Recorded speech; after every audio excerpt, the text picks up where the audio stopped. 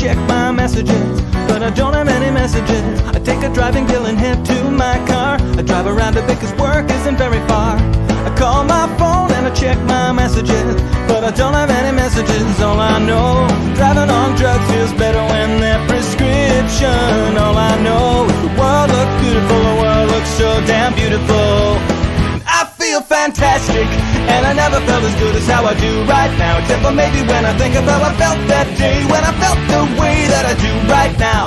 Right now, I feel fantastic, and I never felt as good as how I do right now. Except for maybe when I think of how I felt that day, when I felt the way that I do right now. Right now, right now.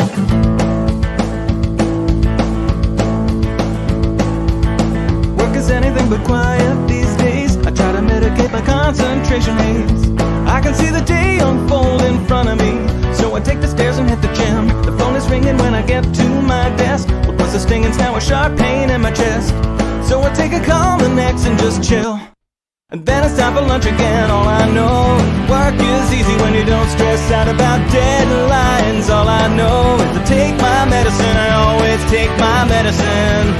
I feel fantastic, and I never felt as good as how I do right now. Except for maybe when I think of how I felt that day, when I felt the way that I do right now. Right now, I feel fantastic, and I never felt as good as how I do right now. Except for maybe when I think of how I felt that day, when I felt the way that I do right now. Right now, right now, right now, right now, right now, right now, right now. Sometimes I'd like to slow things down. Enjoy the moment. When I look, the moment's gone.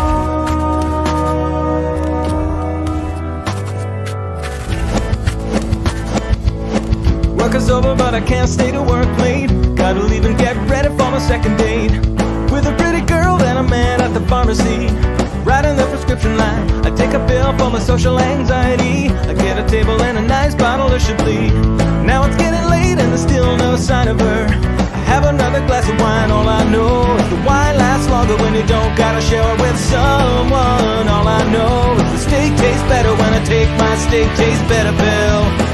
I feel fantastic, and I never felt as good as how I do right now. Except for maybe when I think of how I felt that day, when I felt the way that I do right now. Right now, I feel fantastic, and I never felt as good as how I do right now. Except for maybe when I think of how I felt that day, when I felt the way that I do right now. Right now, right now.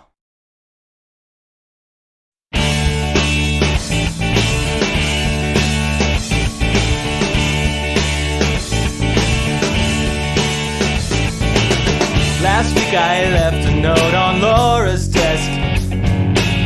It said, "I love you," signed anonymous friend.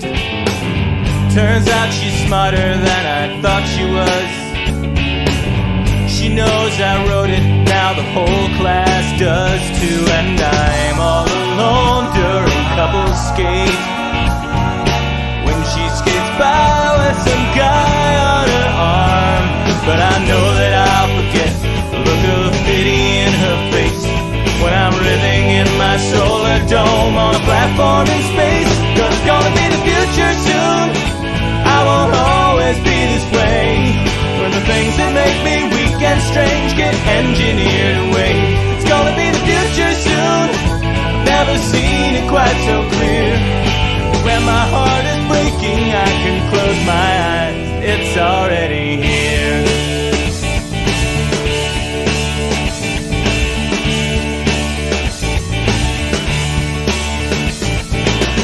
I'll probably be some kind of scientist, building inventions in my space lab in space.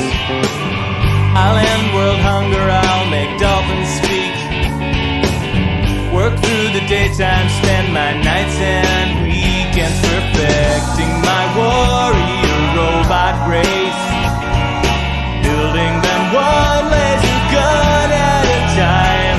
I will do my best to teach them about life and what it's worth.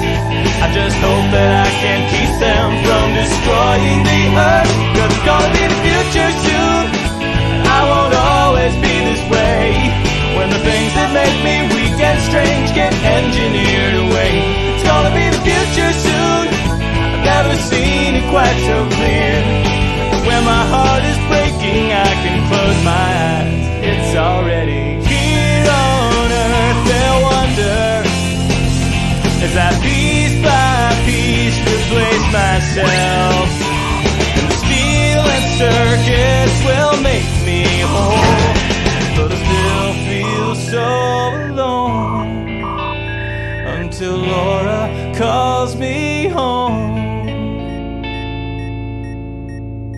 I'll see her standing by the monorail.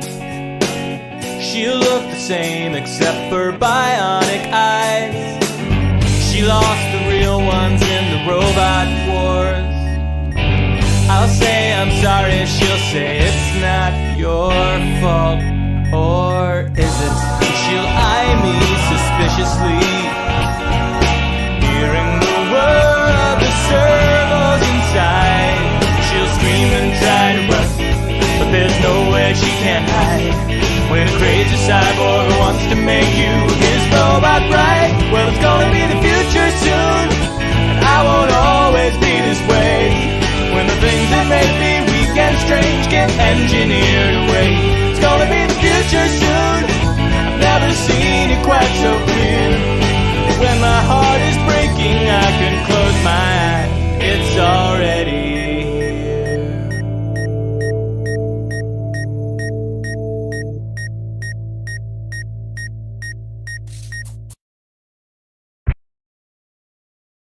Code monkey, get up, get coffee. Code monkey, go to job. Code monkey, have boring meeting with boring manager Rob. Rob say code monkey very diligent, but his output stink. His code not functional or elegant. What do code monkey think? Code monkey think maybe manager wanna write goddamn login page himself. Code monkey not say it out loud. Code monkey not crazy, just proud. Code monkey like Fritos. Code monkey like Tab and Mountain Dew. Code monkey very simple man with big warm fuzzy secret hearts. Code monkey like you. Code monkey like you.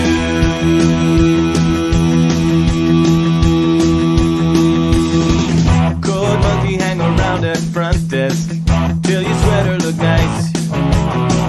Code monkey offer buy you soda, bring you cup, bring you ice. You say no thank you for the soda, cause soda make you fat. Anyway, you busy with the telephone, no time for chat. Code monkey have long walks back to cubicle. He sit down, pretend to work. Code monkey not thinking so straight. Code monkey not feeling so great. Code monkey like Fritos. Code monkey like Tab and Mountain Dew. Code monkey very simple man with big warm fuzzy secret hearts. Code monkey like you. Code monkey like you. Lots.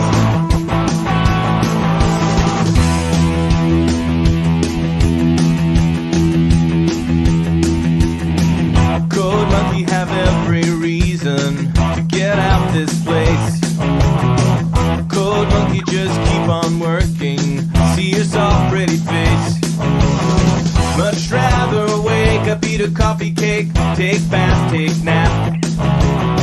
This job fulfilling in creative way, such a load of crap. Code monkey thinks someday he have everything, even pretty girl like you. Code monkey just waiting for now. Code monkey says someday, somehow. Code monkey like Fritos. Code monkey like Tab and Mountain Dew. Code monkey very simple man, big warm fuzzy secret heart. Code monkey like you. Code monkey like you.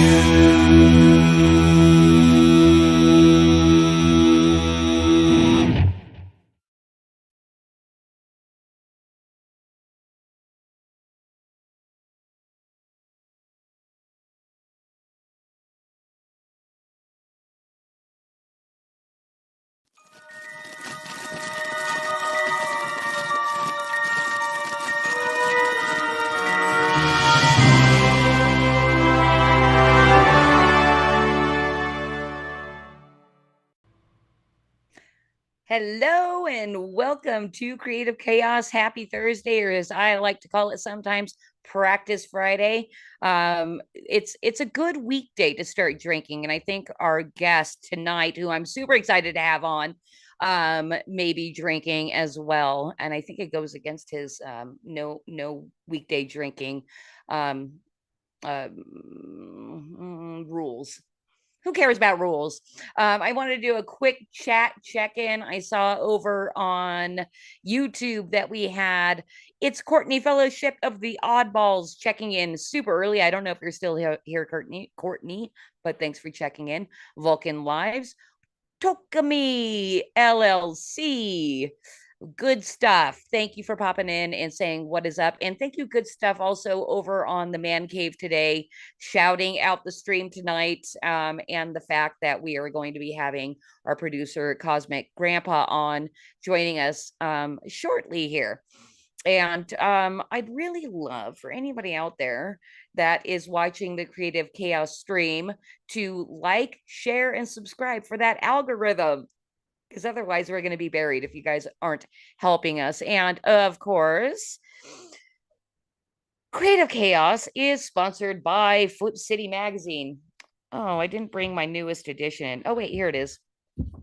Our newest print edition, volume 20. It has been printed and shipped out to all of our subscribers and a few people that have gone in and bought it individually.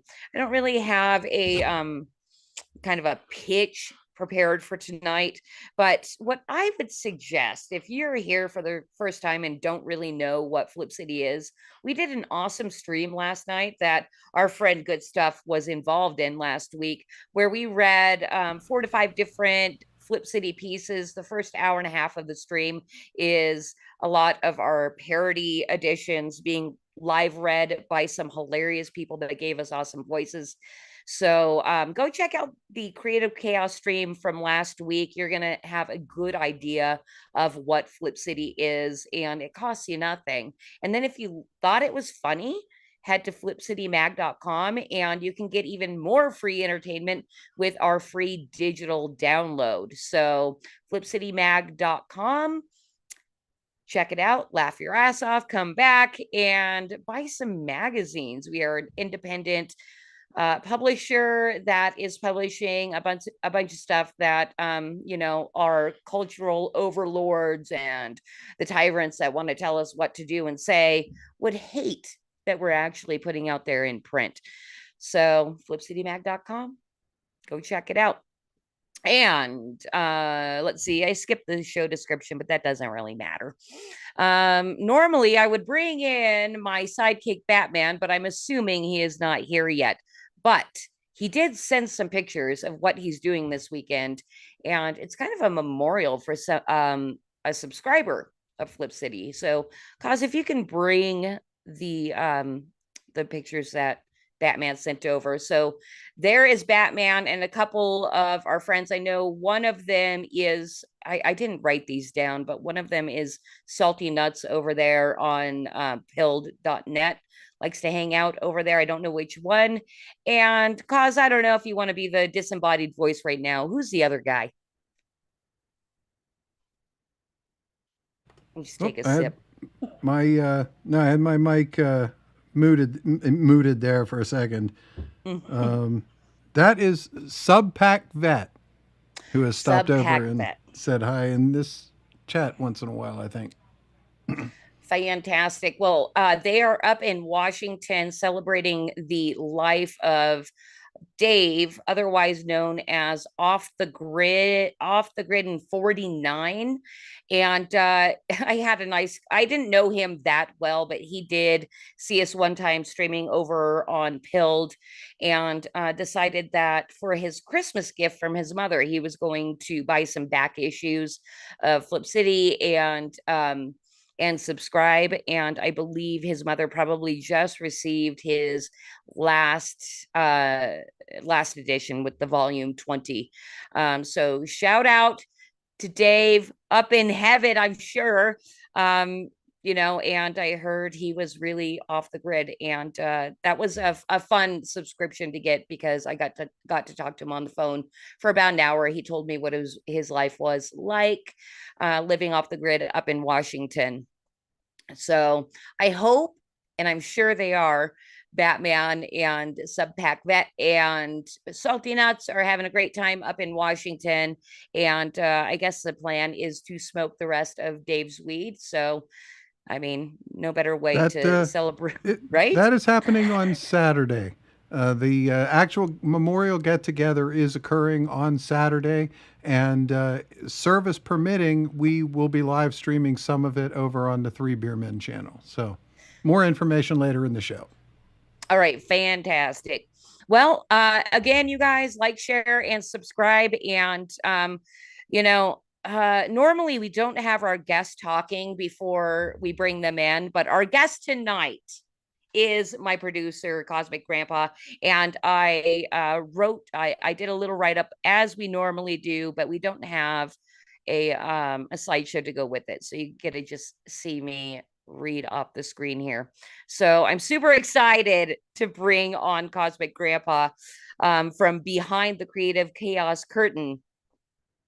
And Cos has been working in computer tech for a really long time, wiring his first computer called Cosmic Elf, which is where his name comes from, the same year that I was born. And he went to school. Then he knocked up a girl and shotgun married her. Then moved on to programming and modifying early computer systems in the 70s and 80s. He was active in the tech realm during the Y2K scare and single-handedly saved all of humanity. And if that's not punk rock enough for you, Cos is also a lifetime member of the Dr. Demento fan club. I've got my shirt on here to honor that. He also played trombone in a German Oompa band for 10 years, bought and sold the largest brewery in Pittsburgh, Pennsylvania, and created a nonprofit computer history museum that even Google sends their employees on field trips to visit. And over the years, he's built businesses and sold them. So I'm pretty sure he's my very first rich guest. So let's bring him on to see why he wants to have anything to do with Flip City Magazine. Oh, pay no attention to that man behind the curtain. Hello, everyone. Hey, Cos. And, Bruce just joined us while you were reading off my wonderful intro as well. And I see you have. Damn it! I missed the intro. You didn't get to hear that?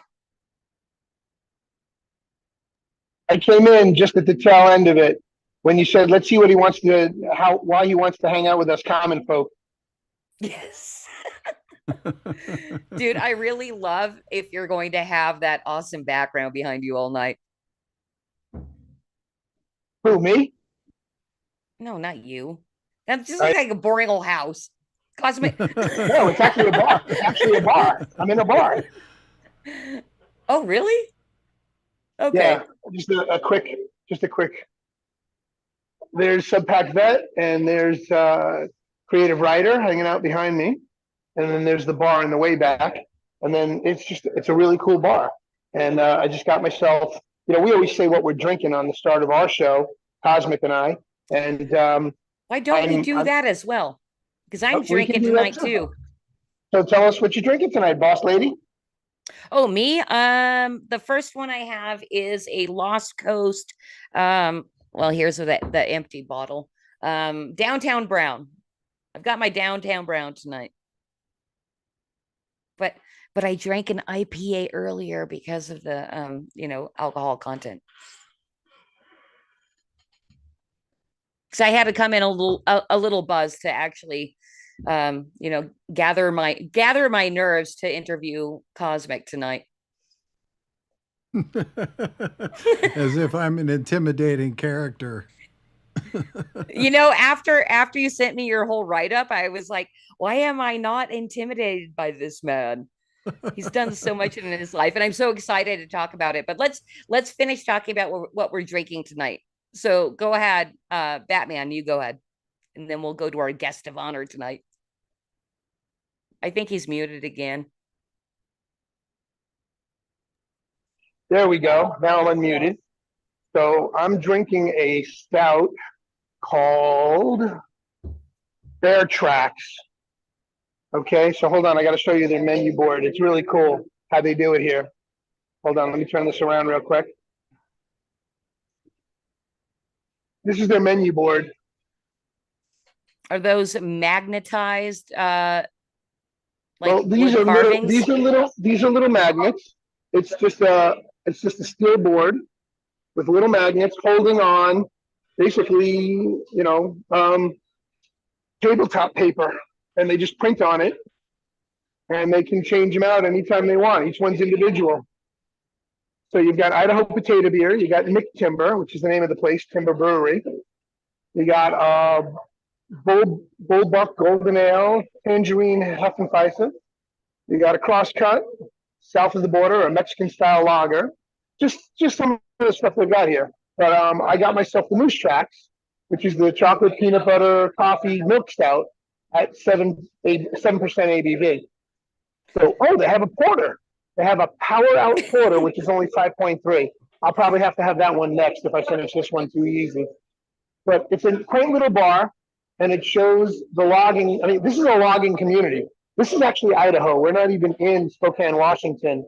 That won't be until Saturday when we're over at Dave's place. But this is Idaho, and this is a historic logging town. And just the artwork here, this may have been one of their mills, but I mean, everything is old style wooden log, log-like effect. And then you got your old style chairs, Looks They're old comfy and stamped fun. outfits. I wish It I is. was at a brewery right now.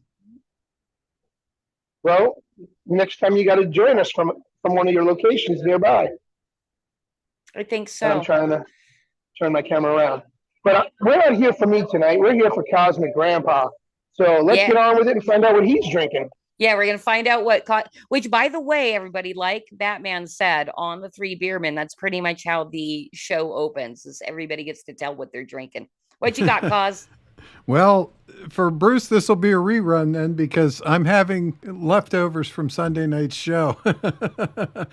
I'm having root beer tonight. I'm having something called Not Your Father's Root Beer, which is kind of like Dad's root beer, only 6.9% ABV. So Now, is that rather sweet? it is. It tastes exactly like root beer. As a matter of fact, it tastes so much like root beer that on the show last week, I made a root beer float with it, and it tasted delicious. Yeah, Bruce keeps forgetting to unmute over there. Mr. Batman. And he made me jealous. He made me jealous with that one. My earbuds cracked out on me because I have the set that I usually use, the Jabra. But the battery died on me. I thought I had it charged up before I left for come out here to Idaho. But unfortunately, it was not charged up. And so I had to steal Gary's Subpack Vets headset so I could be on the show tonight. So I'm going to mute out for a minute and let you guys start talking. But go ahead, Cosmic. Well, I haven't asked him any questions yet, but he did say that he was able to he's been able to make a root beer float out of that beer. Sounds dangerous. And so Cos, I kind of just had a very general opening question that wasn't really in your intro. So you've been a very busy guy throughout your life, but you retired early because, you were able to sell your businesses and all that cool stuff. Yeah, start early, finish early. That's but hopefully you're not still really check out busy. early. Yeah. Well, I do try to keep busy. Yeah, but I do it at my leisure. If I had to classify myself into the categories of people, I fit into the slacker category, which is I do work hard, but I do what I want to do when I want to do it. Now, was that kind of a thing that you've done throughout your entire career? Like you were able to do that as well? I've been a slacker since probably school, elementary school. Are you one of those people that that didn't really pay much attention in school or study that much, but then cram and pass tests? Like, how was your your schooling experience in up through high school? Well, it was what you'd expect for a slacker, which is that my grades were medium, uh, B's, C's, uh, some A's in the subjects that I enjoyed. I aced all of the science. I C'd in math every single time. You know, uh, So math wasn't a thing, but wow, that's interesting because I just kind of figured that would be part of you science and doing you would computers and all that. You would think, and I didn't realize how much math was a part of what I really enjoyed when I was young. What I really enjoyed was electronics. I discovered electronics literally in fourth grade. My fourth grade teacher introduced me to this introduction to electricity kit. And it started like with a battery and a light bulb and a couple of wires. And being able to take those things and put them together and make the light bulb come on was the light bulb for me, too. And I got really interested in electronics. And that's how I crossed over into computers.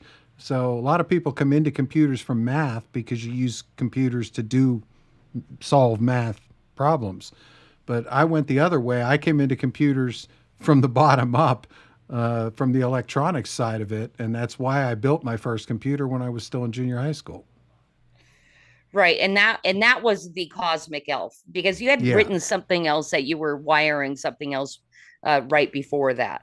Well, yeah. Even before that, our elementary school had a teletype, one teletype machine in the corner, and nobody knew how to use it, including the teacher. It wasn't there for us. It was there because the room used to be an administrative office, and they converted it into a classroom. And so there's this Okay. teletype off in the corner. Go ahead. Yeah, no, that is what I was curious about because I had a Google teletype to see what it looked like, and and also to put it in the thumbnail tonight. What is a teletype? What was that even used for? Well, a teletype is like a typewriter. It's really just like a typewriter, although it doesn't look like it. It's got a keyboard and paper comes out of it. But what comes out on the paper isn't necessarily what you type in on the keyboard. What you type on the keyboard kind of goes out on a wire, and what comes back on a wire is what comes out on the paper. And the teletype machines were very, very popular in the 1960s. You'll see them in old 1960s movies where they're depicting newsrooms. Associated Press sent everything on teletypes. The Western Union, all of the telegrams were originally sent on teletypes. And then they would take the teletype feed and print it out, and that's was your telegram.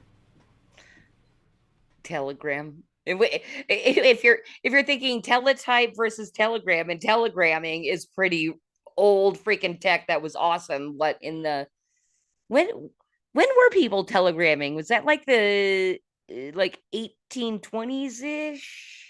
I think it was a little later, probably more like the 1880s, Okay. because the telegraph was, I think, 1850.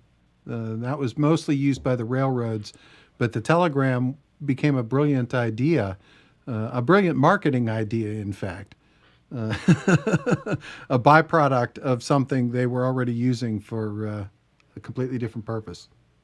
Kind of like the Right. Well, internet. yeah, I guess. And well, and that's the thing too that I was curious. So you're working in computers to at least in my own mind since the like very very beginning.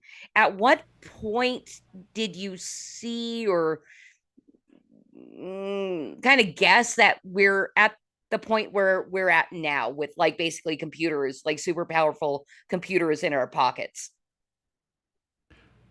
Oh boy. having been as close to the evolution of the computer, I've kind of seen it. I never really predicted anything because I was right on the bleeding edge the whole time. uh, Right. Playing with the newest stuff and getting into PCs when people were still mainframes were still the way to get things done.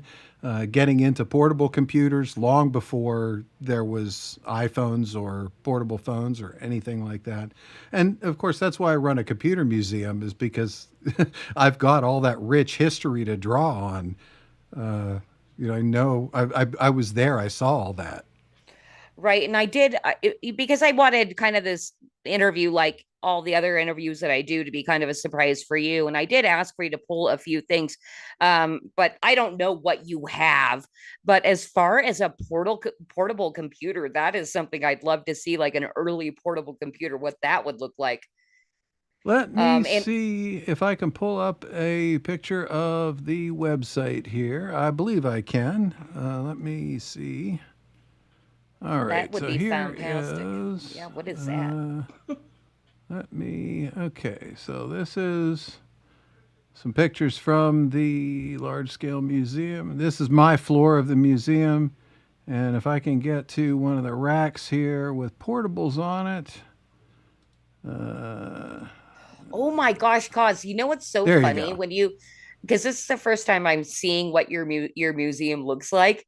It is way cleaner than I thought it would be. I'm just thinking of like I'm just like thinking of clutter.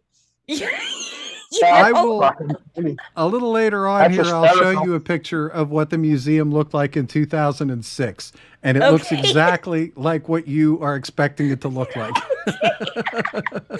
Well, and you know what? Because in your reading, and because we had talked before about Google sending their people there on field trips. I mean, how did you even set that up? I mean, how did that happen? Well, we make ourselves there. There is a specific circle called the Vintage Computer Federation, and we're members of the Vintage Computer Federation. And so, if you're looking for more information on vintage computers, if you go out and on Google and you search for Vintage Computer Federation, you'll find the website and you'll find the group of people, and you can join the mailing lists. It's still pretty old fashioned. It's not there's not like a Telegram group for it or anything like that. Okay. It's still old fashioned mailing lists and things like that. They have a couple of headquarters. The big headquarters over here on my side of the country is in Wall, New Jersey, at the Info Age Science Center, and they have a big museum there with a fair number of systems in it and some pretty old stuff too. But bottom line, everybody in the Federation knows everybody else and will refer anybody in any area to anybody else. So if Google reached out to the Federation at some point and said, hey, we've got offices in downtown Pittsburgh, we'd like to schedule a meeting. Is there a museum somewhere near? And they would say, yeah, there's Large Scale System Museum is up in New Kensington, which is 20 minutes north of downtown Pittsburgh. So, reach out to these guys. Okay, so if any rando that happens to be watching this stream either now or later, what is the best way for them to be able to go visit your museum? Well, the main website is actually called Large Scale Systems Museum, and we've changed the web address since we got our nonprofit, our 501c3. So it's now the Museum of Applied Computer Technology. So the link to this site that you're seeing on the screen right here is simply mact.io.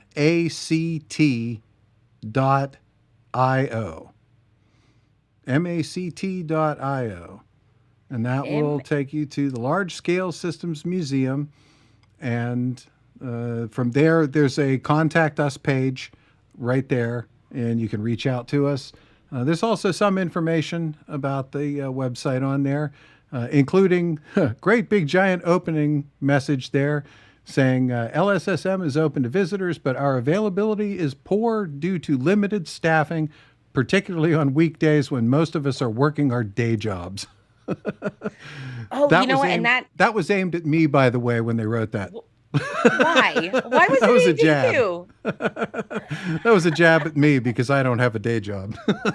Okay, yeah, that's hilarious because that was something else that you told me about that I just found very, very fascinating was that you have volunteer docents because this is a 501c3, so it's a nonprofit. Hmm. And the first thing that I thought of, and you said it's pretty much true, that you have these volunteer docents because it's just computer geeks wanting to geek out on old stuff. I'd love to hear more about your docents. Oh gosh, we've got a number of regulars that are really great guys. Some of them are guys who were in the computer industry long before I was. I mean, literally guys that were cutting their teeth on computers in the 60s when I was still in elementary school. And there's one guy from Ohio who is our loyalist guy. His name is Matt, and he's a bodybuilder. So he doubles as our machine mover. Whenever we need to move one of these machines, like if you see the machines that are in the pictures right here, that's a DECVAX 9000. That's one computer right there, and that is That's 4 boxes. That's the size of about 6 refrigerators side by side, and weighs a lot more than 6 refrigerators. Uh-huh. And how often does he have to move them? Well, when if we rearrange the museum or when we get donations in, I have some pictures of the museum that I can pull up here. Actually, let me. There's me a number of years ago in front of my teletype. You Actually, know, it's funny because that was kind of one of my other questions is like, have you ever not worn a beard? And that's the closest I've seen you to not wearing a there's beard. I was hoping we might get some of those. yeah. Until about 2019, I wore my beard just like that, which is literally scruff trim. Almost like 3-day grow out, except my beard grows so slowly that for me, that's like a month right there. And, um, but I wore my beard like that since I was in my 20s. I wore it like that my entire adult life and never changed it. And then finally in 2019, I decided to grow it out respectably. All right. And do you use any kind of products on your beard? I know there's a lot. You know, there are guys that are streaming on YouTube that are like launching like beard care stuff on I their own. really I need to. My beard is just now reaching that length where it would benefit from some behavior control. But no, so far I've resisted product, just like I resisted using product on my hair my entire life. Or showering. Cosmic, Cosmic. I gotta chime in here. Cosmic. Yeah, We need to do a show on beard and mustache care, and I we was need going to to create say our own product. we have And we that. need to create our own product line. We Yeah, we have need that to on the create our own list. product line. Absolutely, Yes. with Yeah, Bruce's we need to create our mustache. own product line. That's right. That's right. You're still curling up those handlebars. Yeah, I Exactly. feel like there's probably, I'm sorry, do you guys have like an inside line that you guys are just gonna put your Three Beermen brand on? Because I Three feel like beard, that's what's three beard Three men. Beardmen. We need, Yeah. no, we've got to get Norman on this too, because Norm's got a beard also. Norm's got a beard So it would too. be the Yep. three. So it would be the three beard men, and Hawk's got a beard too. So it would be the three beard men, beard, And a beard beard balm, bird. beard wash, beard bird wash, and all. Create a wash, create a balm, create a butter, and create a stiffener, a forming gel or a forming pomade. That's it. We need 4 products, and that's it. That's our market. Nice. We Well, got hey, this. Hey, Cos, and I know you're going to tell us more, but I just have to say from chat that Tokami LLC is asking, do you have any trash 80s TRX 80? I don't, and that's like foreign language to me. I don't know if there are any TRS 80s that I don't have. I not only have the 1, 3, and the 4 and all the color computers, but I have the entire Model 2 line as well, which almost nobody knows about because those were business machines. They were never sold to home. One of my first part-time jobs was programming on a TRS 80 at a lumber yard in the 1980s. Dude, I love this nerd flex. Like, oh, yeah. There's a lot of that, indeed. So this picture I pulled up was a picture of the COSMAC Elf, just so that everybody can see what that actually is. That was a computer that in 1976 there was an article published in Popular Electronics talking about build your own personal computer for $80. Now, first off, this was in 1976, so this was before anything. This was before TRS-80 existed. This is before Apple existed. There was an Apple I when this model was published. That was the original Apple, and that was selling at that time for $666.66. That was Steve Jobs' sense of humor. And yeah. and this was build your own personal computer for $80. Which in 1976 was a lot of money. Yeah, so I built that and figured out how to make it work. And that's what we meant by building a computer back then, because this was the underside of that computer. And every single one of those things was hand wired together. There was no circuit board or anything. That was all hand wired. And a few years later, I actually went on and I did the same kind of thing, but I did it with the Apple I that we just mentioned, Steve Jobs and Wozniak's very first computer. Before they built and sold the first 200 Apple I's, the ones that nowadays sell for $1 million if they sell, at auction. Wozniak built a prototype and he hand wired it. And so I made my own tribute prototype and got a little bit of news around the vintage community for that. And that is the wiring on the underside of that. So kids talk today about building a computer, and it's like, that's buying 3 boards and plugging them in. This is building a computer. Yeah, I have no clue how you would go about that. I mean, are there instructions like IKEA style instructions, or are you figuring it out the whole time? Well, there's something called a schematic. It's not laid out like the board. It doesn't look at all like the board. You have to, in your mind, interpret what the schematic says into what to do on the board. But so there's sort of an instruction manual, but it's not pictorial and it's not easy to understand. Right now, is there?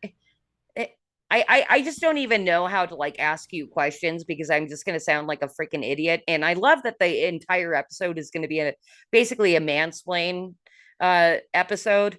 But is there soldering involved? What is that? How do you get all those wires to attach to? With this one right here, this was something called wire wrap. And when I built my original Elf, I soldered each one of those wires. So each end of each of those wires that's on there was manually soldered to the pin that it's connected to. Now this one was done with something called wire wrap, where you use a little pencil that connects the wire on both ends instead of using solder. And it's a little faster. And even being a little faster, that board there took me 3 months of evenings and weekends to wire. Seems like kind of a fun puzzle, though, for people that are into that kind of thing.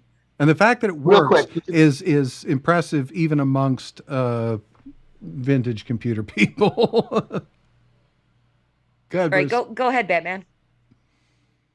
So, Cosmic, did you? I may have missed this, but did you tell everybody how old you were when you got this and started working on it?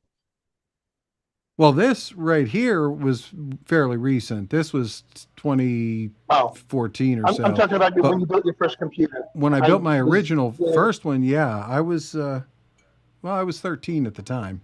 that's right, So, 13 years old when you built your first computer. What yeah. did I tell you, Christy? What did I say to you?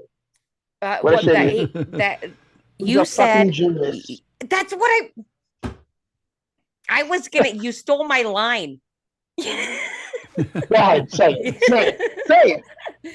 He's a fucking genius. So I jumped ahead by accident there, Christy. So I'll jump ahead anyway. You asked me what you expected the museum Oh to yeah, look. yeah. I do want to see your trashy, dusty museum. That's Actually, what the that's very museum. That's actually pretty that's actually more organized than I was expecting. Oh, but you do have a little orange cat, so I'm sure Yes. his hair's everywhere. Yeah. And that was in 2006, right after I moved. And that is actually right here in the room that I'm sitting in right now. That's behind the green screen, although all that equipment obviously has long since moved out. But that's that's the humble beginnings of the studio. It was the museum. And And I'm then it sorry, expanded did you say that into when that was? this was 2006, and then in 2010 I got a space down at the brewery because after I bought the brewery building, but I'm sure we'll talk about that later. And I got a space down there and I moved into it, and I outgrew it in 2016 and moved up to the current museum space, which is now 3 department store size buildings, about 6,000 square feet of public exhibit space, and about 4 times that of behind the scenes storage space. Nice. Yeah, because you only have so much. How big is the museum? The museum is 3 floors, about 2,000 square feet a floor. So, And are you kind of regularly like switching stuff out, or is yeah, it we pretty have to. okay? Yeah, we have to. That's we've got way too much stuff to fit in the museum all at once. Now, do you have regular visitors that you kind of know by name, or yeah, how's that kind Well, of other work? other people from the vintage computer community will certainly come in and stop by. Um, Well, and that's the other thing too. I was kind of wondering about. So you say you're a slacker. I know you drink, and I know you imbibe other things. Is that Indeed. kind of like is that kind of typical in the industry that you're working in? I would say that there are certainly a lot of programmers that I've met throughout the years that have uh, enjoyed their substances. And there are a lot of other programmers that I've known that are beer aficionados, several that are brewers, home brewers as well. So yeah, I would say it's probably more along the lines of the same typical level of proclivity as the general public. Right. We're not any more or less inclined. Yeah. So it's not like you guys are a bunch of rock stars like going out on or tour. or potheeds. Yes, exactly. As they used to say. Proceeds? That's what I they don't used know to what say on that. The Simpsons. No, I Homer don't know if I've Simpson ever read the word heard that. pothead, potheed. You never saw that? At least I may have, but I probably do not have the memory of you. So, yeah, it's been many, many, many years. However, since I've watched the Simpsons, That they've is disappointed something me. that has allowed me to be a slacker, is that my memory is impeccable for things that I want to remember or things that I enjoy. I can remember very, very clear memories still from high school, junior high school, things like that. I can remember things that I learned back then and haven't really used. It's not things I use every day, but I have that kind of a memory that will recall things and in very specifically. Yeah, and you know what? I think we're gonna segue out of the computer thing because your whole memory thing, I believe you're probably you remember a lot of comedy music because you're a giant Dr. Demento fan, which is why I wore my Dr. Demento shirt tonight. And also a musician of your own right. Yep, there's I've the got my man in the pin. top hat. Yeah. Um, so uh how did you get into Dr. Demento and why? I found Dr. Demento on the radio, on the AM radio in the 1970s. The original why I was listening to AM radio at 1 o'clock or midnight on Sunday night, which was a school night, and I wasn't supposed to be up listening to AM radio, is probably because I was up smoking a joint. Which I started very early on. And in high school, I would stay up. I had to stay up until after I was sure my parents were asleep. And then once I was sure they were asleep, then I could crack the window and, you know, later Sounds on, like sounds fun. later on, I even built myself a little miniature television out of parts that came out of an old studio VCR that had a monitor in it. But I built myself a little miniature 3-inch television just so that I could stay up and watch The Late Show and, smoke after my parents went to bed. That's Because, freaking I couldn't get awesome. down and use the TV in the living room, obviously. Oh my God. Now, were you able to So- win girls that way? Did they come in through No. your window to watch your 3-inch chicks?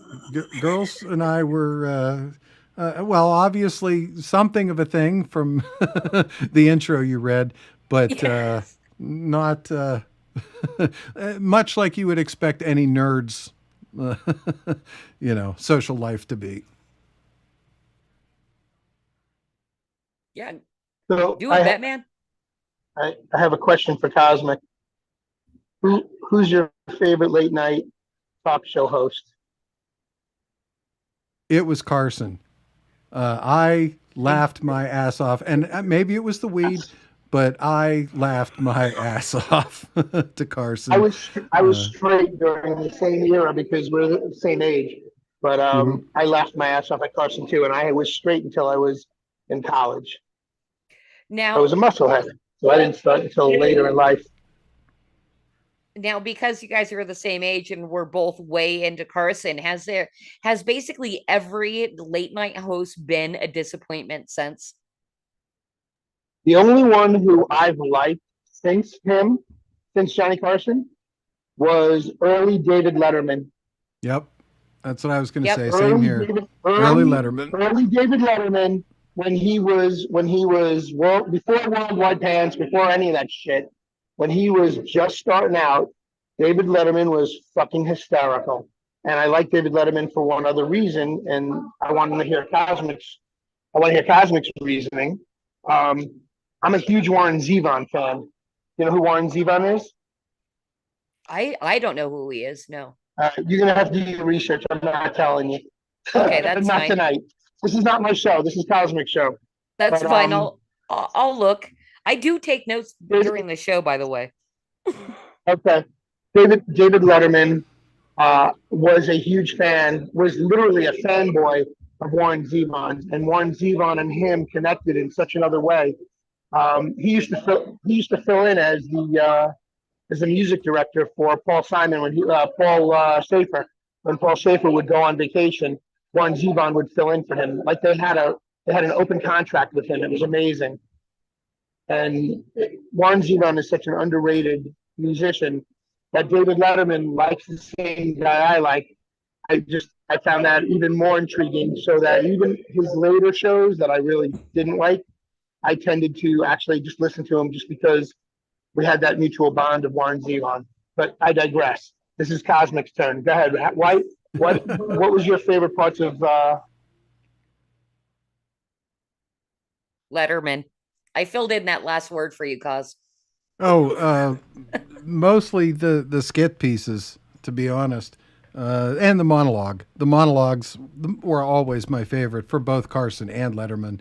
But Letterman's skit pieces were good. Carson had some good ones and some sketchy ones or iffy ones, whatever you want to call it.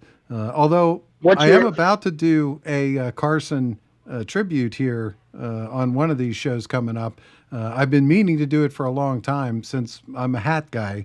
And one of the I would hats love to do that with you. one of the hats that I have not done yet is Karnak the Magnificent. So I'm going to do that one. I'm sure Christie's Karnak. What? I was just going to ask. I was just going to ask you that. No, that's the one where he puts the thing to his head. Yeah. Yeah. No, who I'm gonna doesn't do know those bits? I mean, I'm not a baby, you guys. That's one of my most favorite bits of Carson stuff. That's Cosmic and I are so much alike, except for the fact that he's got a brain and I don't. No, I do think it's adorable that that you guys have a show together, and because you're such a tech guy and Bruce can't figure out how to open a Google sheet.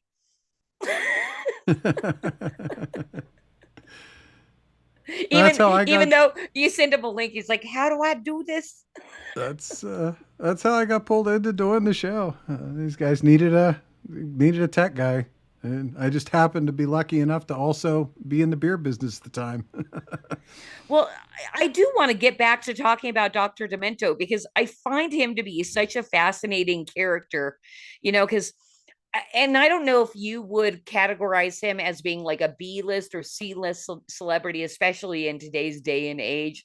I mean, I think maybe, bump down to C just because, we're dealing with Taylor Swift and all that BS.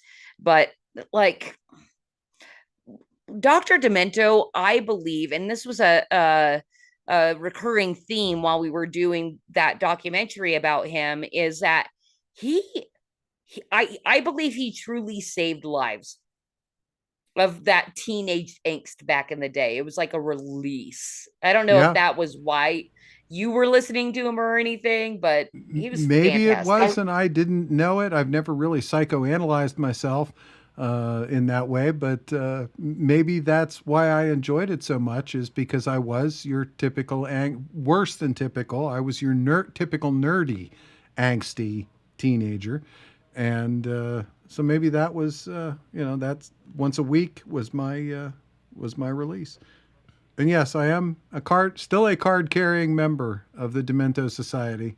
So that was my Demento card. Yes, very nice. And as I always do, I always forget something at the beginning of the show. Cosmic Grandpa was the one that chose our opening band for this week, and that was Jonathan Colton, who is fantastic and very fun, just kind of uplifting, great comedy music. So thank you, Cos, for choosing Jonathan to open the show tonight. And of course, I was introduced to Jonathan Colton on the Dr. Demento show. The first song that I ever heard of Jonathan Colton's was on the Dr. Demento show, and it was called "Baby Got Back." And it's one of his more popular songs. And I became a huge Jonathan Colton fan, and I ended up with all of his albums, and really enjoy it. And I am part of his fan club. I'm on his mailing list. I have been invited to go on his cruise. I'm sure many people have, but unfortunately, unlike some of us here, I've never met him in person. I guess I just got lucky meeting him in person. Gosh, in 10 years ago now. But yeah, Jonathan Colton, he was pretty cool to hang out with at MarsCon. And that was the first and only con I've ever been to. I look forward to going to more. Well, hey, Cos, I know this entire thing has been a mansplain episode, but I have a very specific question for you. So let's go ahead and head into mansplain, and you can mansplain to me more. All right. So, Given that my my first wife called integrated circuits centipedes, and she also called my first workshop the Bat Cave. Of course, that was long before I knew Bruce. I can mansplain pretty good. yeah. So ask away. Okay, cool. Good. You've had two wives by this time in your life. So, I was curious because I lived through this, but I was never one of the people that like got super scared. But what exactly was Y2K? Why was everybody scared? And tell me how you single-handedly saved humanity from it. Well, oh boy, yeah. Well, Y2K basically happened because of a bunch of lazy programmers and cheap accounting people who didn't want to pay for 2 extra bytes of memory to hold every date. So basically, they just figured we never have to worry about it anyway, so we'll just eliminate the 19 out of all of the dates. So up until the early 1990s, pretty much all computers just stored dates as MMDDYY with no other YY. Oh my gosh. Why bother? You know, it was 2 extra digits. They weren't going to change anytime soon anyway. At least that's how we felt in the 60s and 70s and 80s. You know, I was coding in the 80s and 90s. And I was actually working on equipment that became obsolete on January 1st, 2000, because of that very reason. The company I was working for actually got sold, and that was my opportunity to go start my own company, actually. That was Y2K was my impetus. So instead of ruining my world, it started my world over. But yeah, the fear was that computers were all of a sudden going to decide that, 0 minus 99 was either, 1 or it was some incomprehensible thing. But either way, as soon as it tried to figure out the difference between December 31st, 99 and January 1st, 00, all of a sudden it thought 100 years had passed or unpassed. But why would that even matter? Well, picture, for example, a computer that controls the electrical grid and is designed to switch over from the main system to the backup system every night at midnight. And all of a sudden, it thinks that it's not this year anymore. And it decides, well, I'm not going to do that. And all the power goes off. That's what everybody thought was going to happen. Or airplanes, the clocks that kept the airplanes in sync with each other would not know what time it was anymore. And just planes would start crashing into each other or falling out of the air or stuff like that. A lot of it was ridiculous hysteria. Yeah, and while you're kind of going through this and, doing what you do, how much of it to you, like, were you watching, I'm sure you were watching the news and all that, like, in your own mind, like, how much of it was fear mongering, if you had to put it like a percentage on it? Well, I would say that as somebody who was right there in the thick of it, midnight that night, I was still crossing my fingers and kind of clutching, my toes just a little bit. And lo and behold, in the apartment complex we were at, 3 seconds after midnight on January 1st, 2000, the power went off. Really? It did. Oh my. And I thought, oh boy, here it comes. The world's coming apart. And about 5 seconds later, it came back on. So I don't know. I think maybe the supervisor or superintendent at the apartment complex we were living at the time maybe decided to prank the the complex or something like that. I don't know. Or maybe the local electrical guy did it. I don't know, but That's hilarious because the heart drop is kind of a fun and exhilarating thing, especially if it only lasts 5 seconds. yeah. But as somebody at the time, I was working on billing systems, and yeah, I was a little bit worried that some of our bodge fixes wouldn't necessarily work. And the next time somebody went to run bills, it would start telling people that their accounts were 100 years delinquent and start charging them 100-year interest charges and Oh, things like that. It would have made a big mess in the yeah. banking industry and in a lot of places. So there was a whole lot of scrambling that went on. The thing that amazed me is that how late everybody waited. I mean, we knew Y2K was coming, but the real press to start fixing Y2K didn't really start until 1995. And I don't understand why that was. I have a That's still 5 speculation on years. that, actually, if I may. Yeah. So Do it. COSMAC, it sparked an idea in my head, wondering what else was going on at that time politically in the country, because we weren't tuned into what was going on in the White House or the Capitol or any of that shit. I'm just real curious to remember what was going on in 89, 90, 91. Oh no, you said, when was it? 1999, before Well, 2011. this was Y2K, so we were just coming into the election season Right. for Bush v. Gore. That's what it was. Bush v. Gore. Nothing was really going on that I remember. We weren't any No, but wars then or it was the anything. it was the prelude. It was the prelude to Yeah. 9/11 too, because that was only what 3 years later, 2 years later. You said 98, 99, right? 2001. Well, 95, yeah, now that you say that, we were in the middle of Clinton. Yeah, I mean, the big thing that But was going on in 1995 was Monica Lewinsky. That was Yeah, that right. distraction. So you got Y2K as a distraction for something else, possibly. So that's my thoughts on the subject, but I digress. And I just have to pop in here real quick and say, good stuff has me cracking up over on YouTube saying he worried more about the sex robots going nuts and killing us. And then he had pucker marks on it in his seat. So thanks for the laugh, good stuff.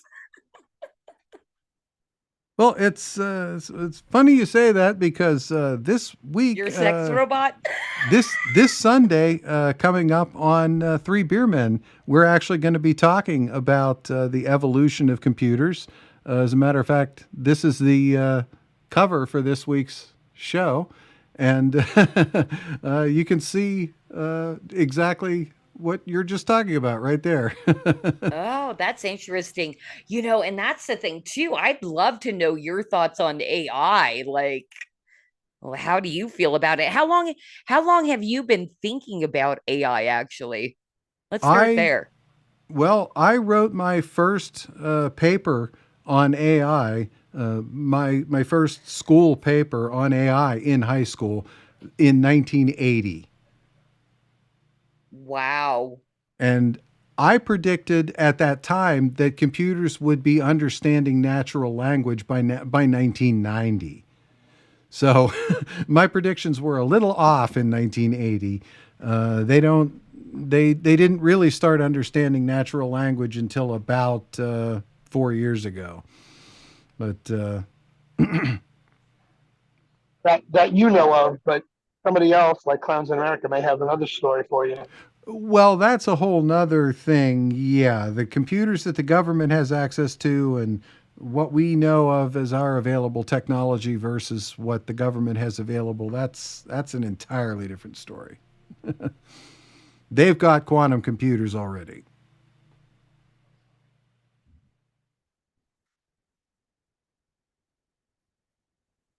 Wow.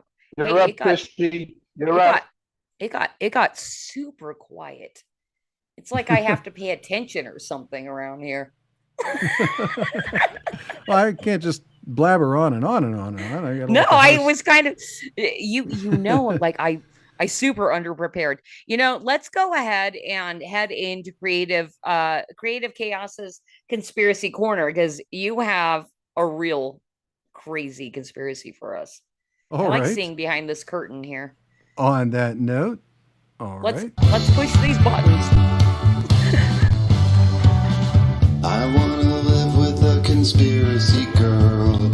I could be prepping the rest of my life with a conspiracy girl. Those weren't even.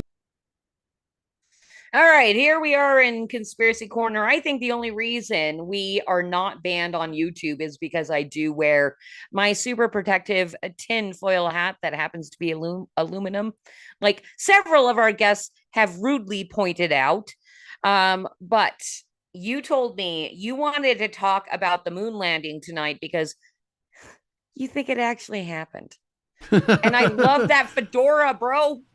That's my tinfoil fedora, tinfoil feather, and everything. Nice. It is highly resistant, but don't wear it outside in a storm. Not All right. recommended. Walk us through this, because Well, I'm not a huge person of like looking into the moon landing and all that kind of stuff, but yeah, tell us why it's real.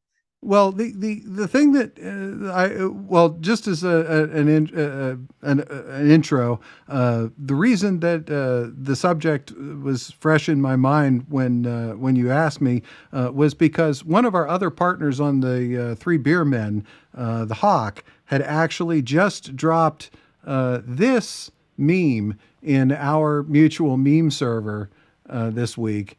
And it's Yes. the face you make when your Nana knits you a sweater from a fake event. And it's an Apollo sweater. And I just thought that was so apropos, given, so anyway, the reason, let me pull this up here. I've been studying the technology pretty much all my life, and the anecdote that I wanted to bring forward was a fellow by the name of Curious Mark. He has a YouTube channel, and it's a channel that only geeks can love. But Mark is a real hardcore geek. He makes me look like Bruce in terms of technological scale. He Okay. is to me what I am to Bruce in terms of orders of magnitude of technology. And one of his recent series from last year was actually a 30-part series that takes over 60 hours to watch in total, which was the restoration of this computer right here, which is an original Apollo guidance computer that was used to land the Apollo on the moon. And he made some pretty big news for that, actually, some national news for actually managing to get it to run. After 50 years, he actually managed to get an Apollo guidance computer to run again. And they went through all the software and everything that it did, and all of the routines that were in there. And I just cannot, for the life of me, imagine all of that work for something. If that box was just for show anyway, it could have been empty. There's no reason that engineers would have had to have put that level of work. I mean, watching the series is, like I said, you've got to be a real geek to appreciate. But communications is really a hard thing. Getting a rock into orbit is relatively easy compared to communicating with it once it's there.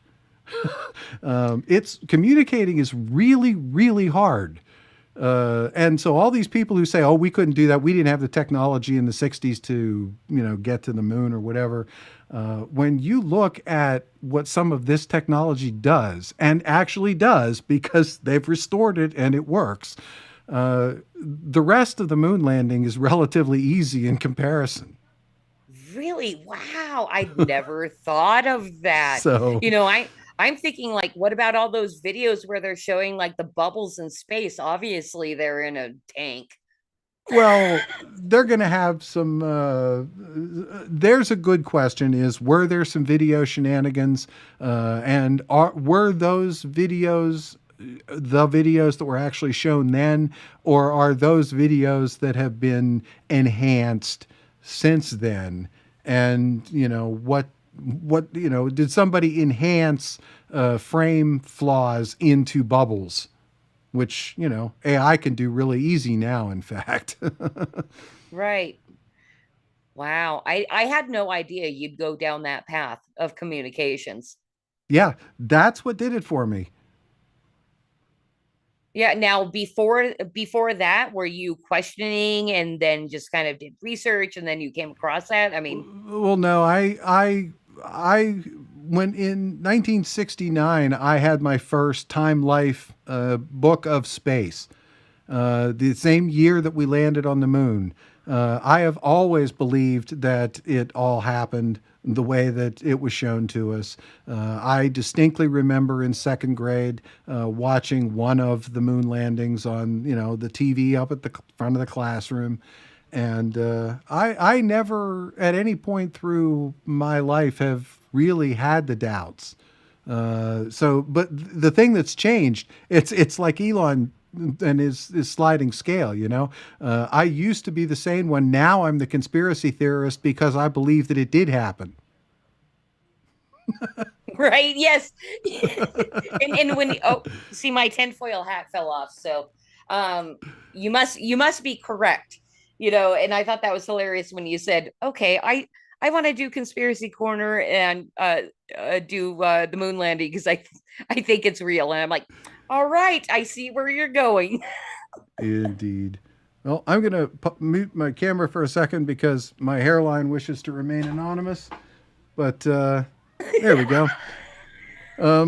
Is that why you have? Okay, let's talk about your wall of hats. 'Cause I don't know much about your wall of hats. Real quick, I do just want to wrap up Conspiracy Corner by saying, of course, the best part of being a conspiracy theorist, don't you? It's not having myocarditis. Hey-oh! Ouch! My heart. All right. So. Okay. I'm actually kind of irritated that you have never done the ka-ching on Creative Chaos ever before tonight. So now just know I'm waiting for the drum cymbal in the future. We'll need a rim shot. Yeah. All right. All right, cool. Hey, so I actually did not prepare any kind of final segment tonight, which is normally the Flip City branded because you're obviously quite branded. If you have anything that we have in the stack, we can do any kind of read, or we're just gonna sit back and chit chat till we're all tired of each other. No, I was actually just hoping that the reason why you didn't put a reading on was because you know how terrible I am at readings. So, well, there was that too. I was like, I'm not going to put him through that stress tonight. As host, it's your job to make me, the guest, look good, right? So exactly. It was funny because I was like, oh, should I torture him and make him play Mangina terribly? And I was like, no, I'm not going to do that. No, but actually it really was more like Cause is 100% branded already, so we don't need to do a branding tonight. Same thing with you, Batman. Mr. Quiet over there, Mr. Muted. Oh, I didn't want to step on anybody's toes. I was trying to be good about it. But if we're going to carry on, and I don't mind carrying on because we're sitting here and I've still got a pint sitting here next to me of the porter. I need to take a gaping Zarge. So if we got some music to do as an intermission, if you got the commercial, you want to run the commercial again, I do need to step away for a gaping That's Zarge. our stick, Bruce. If you need to step away, you can You can always step away. All right. But I don't want to miss the closing. So if we're going to carry on, I want to know we're Oh carrying yeah. on. Otherwise I'll I just keep doing the pee-pee dance underneath the table. I don't think we're going anywhere because I have many All more questions that we right. So I'm didn't. going to take the headset off, and I'm going to mute myself, and I'm going to I'm going to just leave the camera, the still frame on, and I'll be back. Bye. Bye, Batman. Okay. I seriously am super curious about your trombone playing. Oh, that's funny. I was just thinking about that myself. Were you really? Yeah, as a topic that we hadn't covered. The reason I play trombone is because I lack the coordination to operate a three-fingered instrument like a trumpet or a tuba, let alone anything that requires 10 fingers at a time, like a saxophone or a piano. I'm a saxophone player, so Yeah, exactly. oh But you God. can And use then all 10 fingers. yeah, I can use all 10 fingers and the whole reed embouchure as well as a thing and a half. So when did you start playing trombone? Fourth grade. Okay. And took lessons from fourth through sixth. And sixth was when I ended up joining the German band. And oh gosh, don't tell me I forgot the band sleds. Oh I no, I had forgot the no band okay, because sleds. that was the thing. So everybody that's out there listening, I said, hey, just have these things ready. And of course, cause how he is a slacker does How not could I have miss the band does not have the sleds? band slides because I was very curious whether when you were playing in the Oompa band and take your time, go find them. I'll talk crap about you while you're looking for them. Um, I was curious when you had been doing the Oompa band, and I was super hopeful that you were in Lederhosen. Are you a All right. German guy? I feel like I am.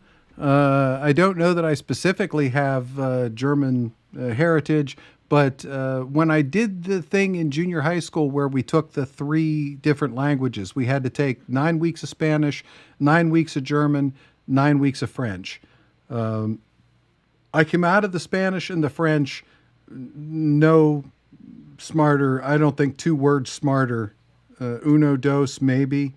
And French, I don't even think I got as far as 1, 2. Uh, you know, Okay. but German, I just kind of took 2. It just was a natural for me, and I ended up taking German all the way through the couple years that I slacked out in college.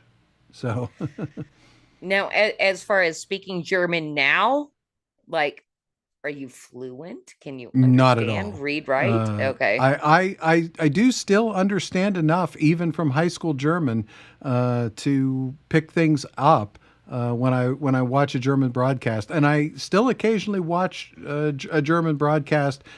In particular, there's 2 channels on YouTube: Deutsche Welle, which is news in German, and Oma's Recipe, which is a German cooking channel. and Okay. uh, and I watched those with the captions turned on in translation to English.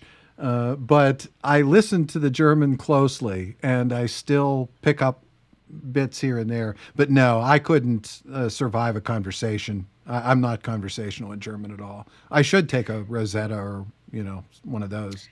I actually wouldn't be surprised if you went and spent a month or two in Germany if you weren't conversational within the first month. I think I would pick it up fairly quickly. Yes. Uh, in order I just to want to say add one those thing. pictures, while you do that, I'm going to have to switch to another view here. And the view is going to be another picture of me, actually. But that will let me add, I think, I think that will let me add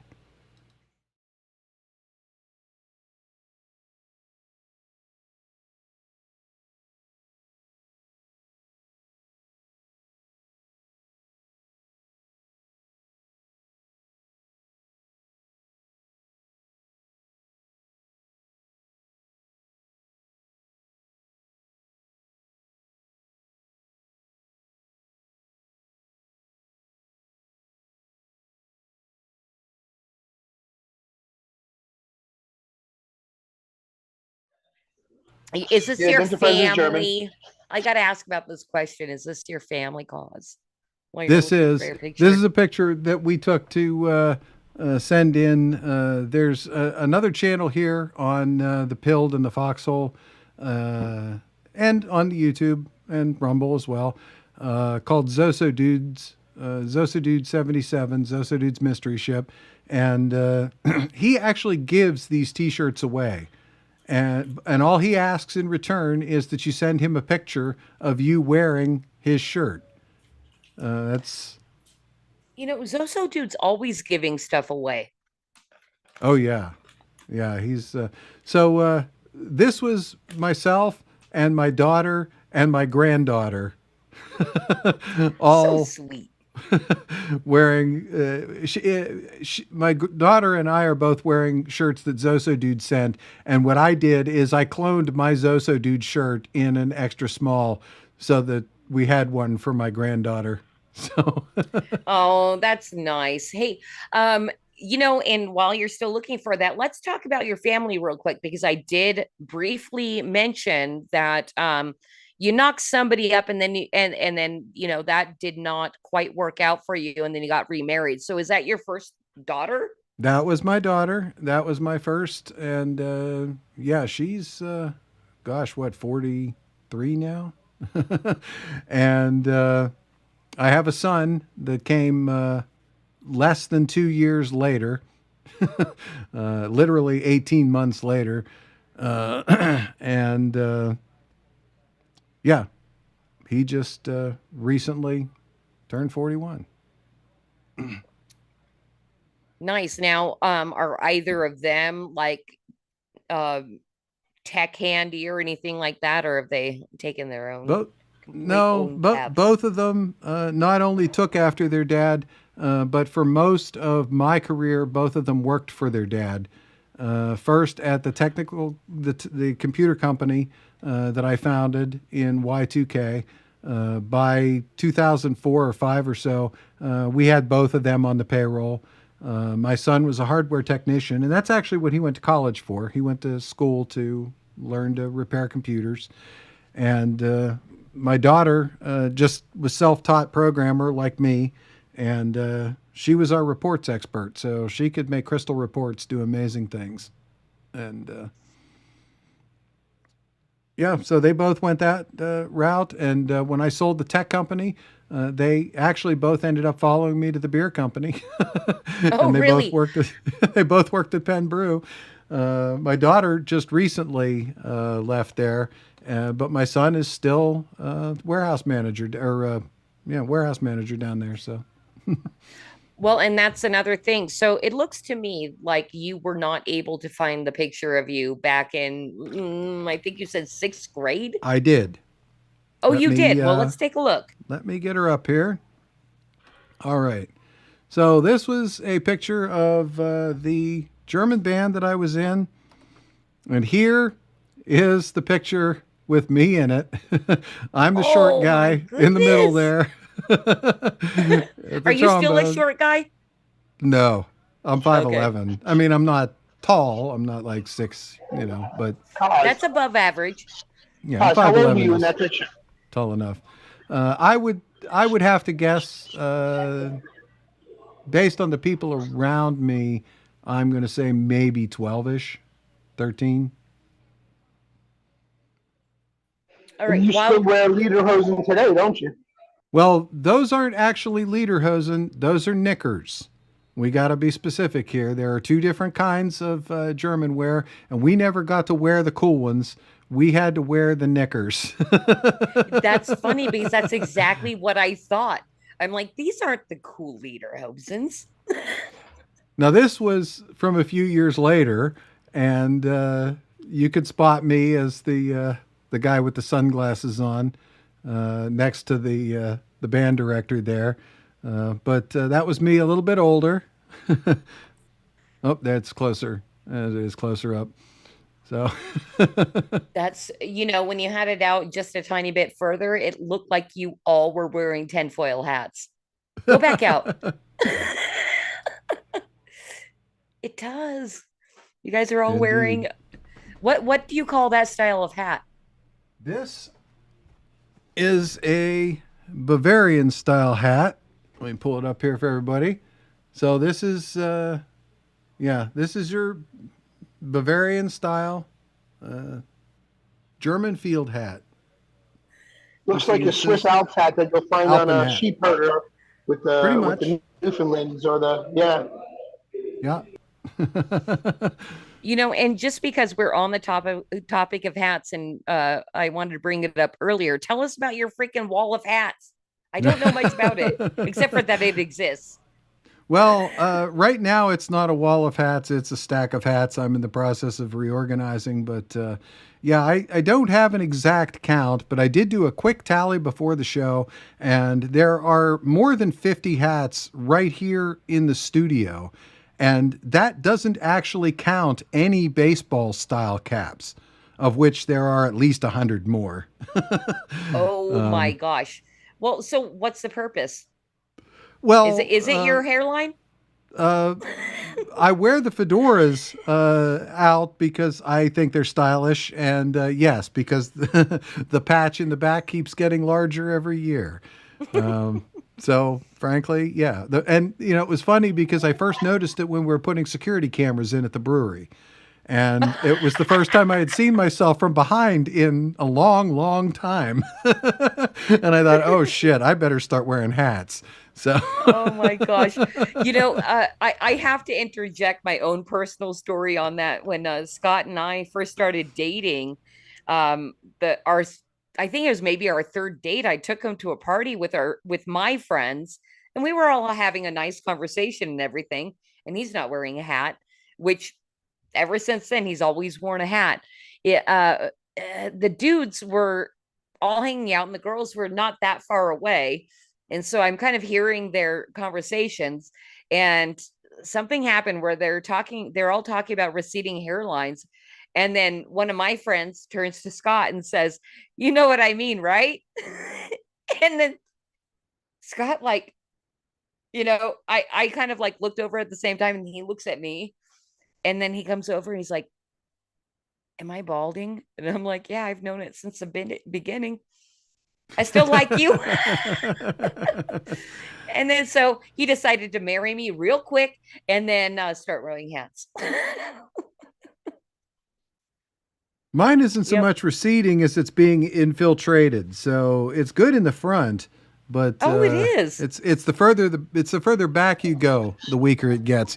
So It starts at the back and it moves to the front very quickly.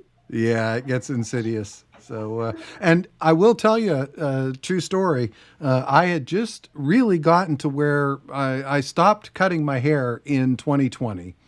And it had just gotten to the length where I really wanted it, which was just about shoulder length, the way I used to wear it in high school and in the late 1970s, And it was just where I wanted it. And then I got the damn COVID. And 3 months after I got the COVID, I got a byproduct of COVID called telogen effluvia. It happens to some people who get COVID, and it makes all your hair fall out. I had never heard that. And it's supposed to grow back, but mine never grew back. But it all came out at once. I mean, it was like I was on chemotherapy. That's how quick it came out. And you also got the face freeze too from that shit. Well, yeah, I had Bell's palsy as well. That was another byproduct of the COVID. Um, There's so much involved with COVID. yeah. But I don't have myocarditis. I'll take a few weeks of Bell's palsy over that any day. Not that the vax would have stopped me from getting COVID anyway, right? That's we're not Well, I allowed mean, to. Oh, that's we are allowed to say that now. We weren't allowed Are to say we? that on YouTube before, but we are allowed to say that now. Especially since Fauci came out of the closet and opened up about what's been going on and how it was detrimental to close the schools. And he sees that now. He's backpedaling. Fucking scumbag. Pardon my French. He should be swinging from it. No, never mind. No, no, tell us more how he should be swinging. From a rope, a very short rope that hangs from a very high tree. Hey, and that's something I don't know how long either of you have been conspiracy theorists because you're paying attention, or how long you've kind of like shirked the mainstream media, but I am kind of curious for both of you guys, and we'll start with Cos because this is his show. Like, is there any like particular thing that made you go, I don't think the mainstream media is telling us the truth and maybe the government sucks? Well, honestly, as a business person, I stopped trusting the government sometime around 2008, about the time that Obama came into office. Not that I should have been trusting of it under Bush either. There was no reason to be, but I was prosperous under Bush, so I was fine with that. Yeah. But it was when Obama came in. That was the first time that we had a new president, and I owned my own business at that time, and it was a big business at that time. I mean, we were doing $10 million a year at least in sales, so it was a substantial business where things like tax policy hurt, and things like Obamacare and employer requirements and things like that really hurt, and as an employer, and it's the discrepancy between what the government says and what the government does from a business standpoint that became really obvious to me then. And I know by the 2012, I was posting pictures on Facebook of lemmings jumping off a cliff at people who were voting for Obama again. Not that I was in any hurry to, vote for John or whatever the hell. Jabama. Mitt Romney. Mittens was running against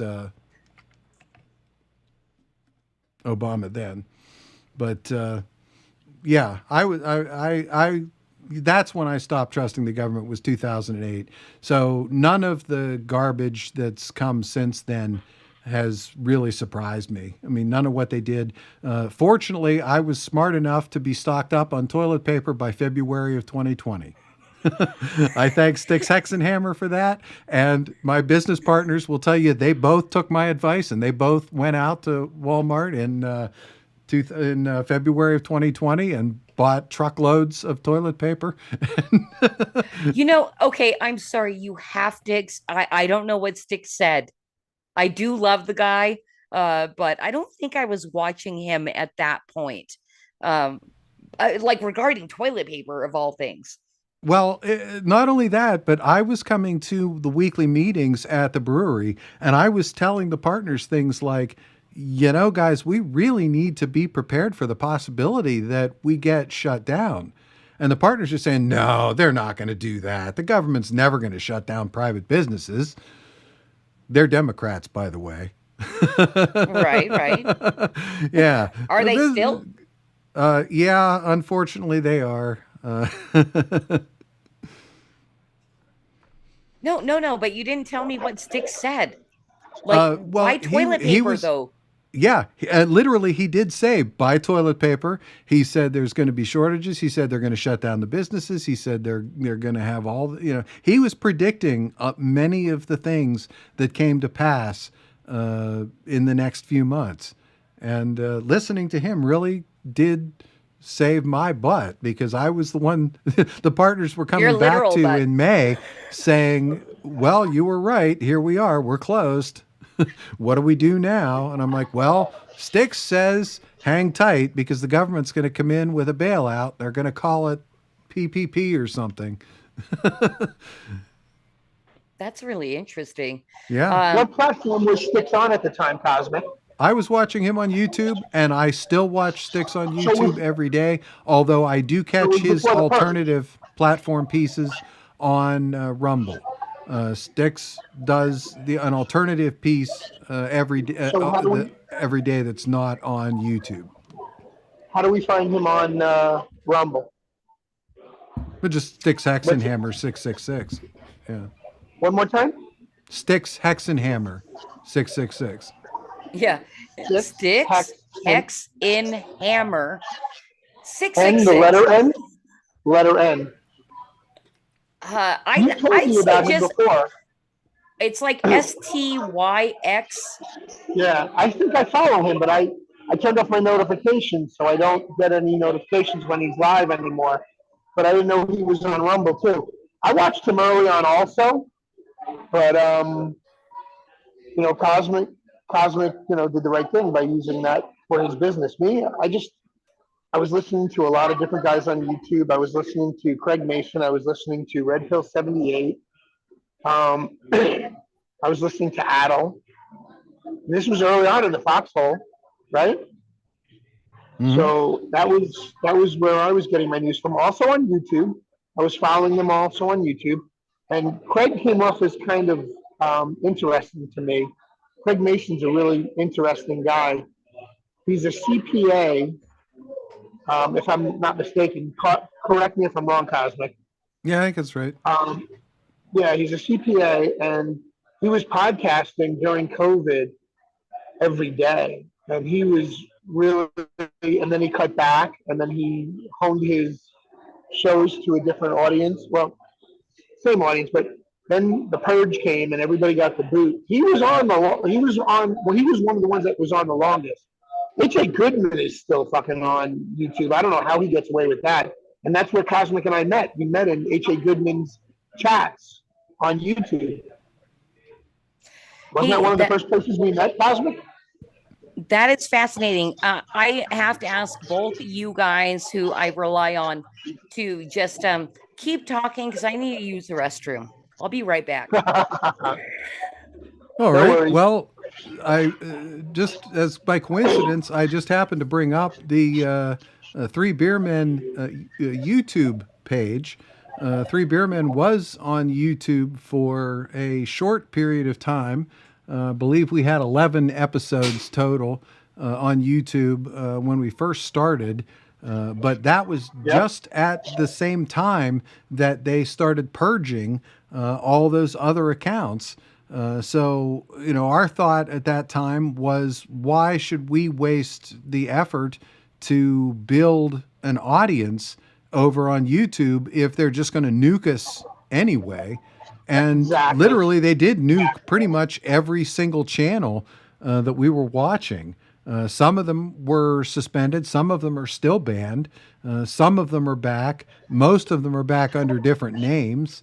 Zozo Dude has a new channel. Brad has a new channel. Brad CGZ.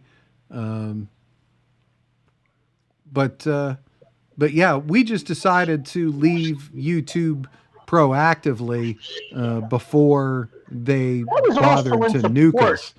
But that was also in support of the other podcasters too. I think, That was our final video on YouTube, right there. Find us on Foxhole. So, and that's still up on Foxhole, isn't it? That's still up on YouTube. Yeah, I just played that live from our YouTube. Yeah, I just played that live off our YouTube channel. Is there the YouTube channel is still there. Do you still have access to that? Oh yeah. I still have the original. I made the video. I still have the. No, I know, but you should post that or pin that to the top of our YouTube channel. Make that the first video everybody sees, so that they'll hopefully, if they do still find us, they'll come back over to Foxhole, that app. Because it says, follow us on Foxhole, that app, or 3beermen.tv, which was also a good call on your part. You and Norm came up with that. I love that.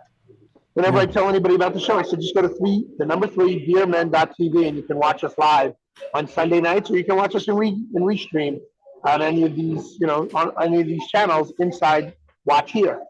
So very, very smart. And I love that fact. So that works out well for me.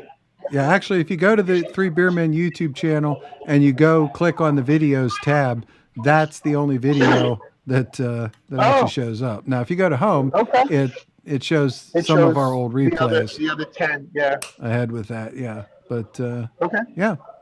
So yeah, we gave it a shot, but We bailed when everybody else was being axed anyway. yeah. And Well, and you've never gone back? why give them any money? We haven't gone back since. Now, some people have gone back. Some people are using YouTube to springboard people into other channels so that they'll do the first half hour of the show, like Aaron Moriarty used to do. I don't know if he still does that. And Who Aaron, I don't know who if is you're out our, there by the listening. way, our guest next week is Aaron. Aaron Moriarty? Excellent. Ah, cool. Yes. Shit. I I may be late to that show. I got a family party that night. I have an engagement party for my youngest cousin's second daughter. It's an engagement party for the family, and this is the Orthodox side of my family. He's got 13 kids. Wow. Yeah, he's Orthodox.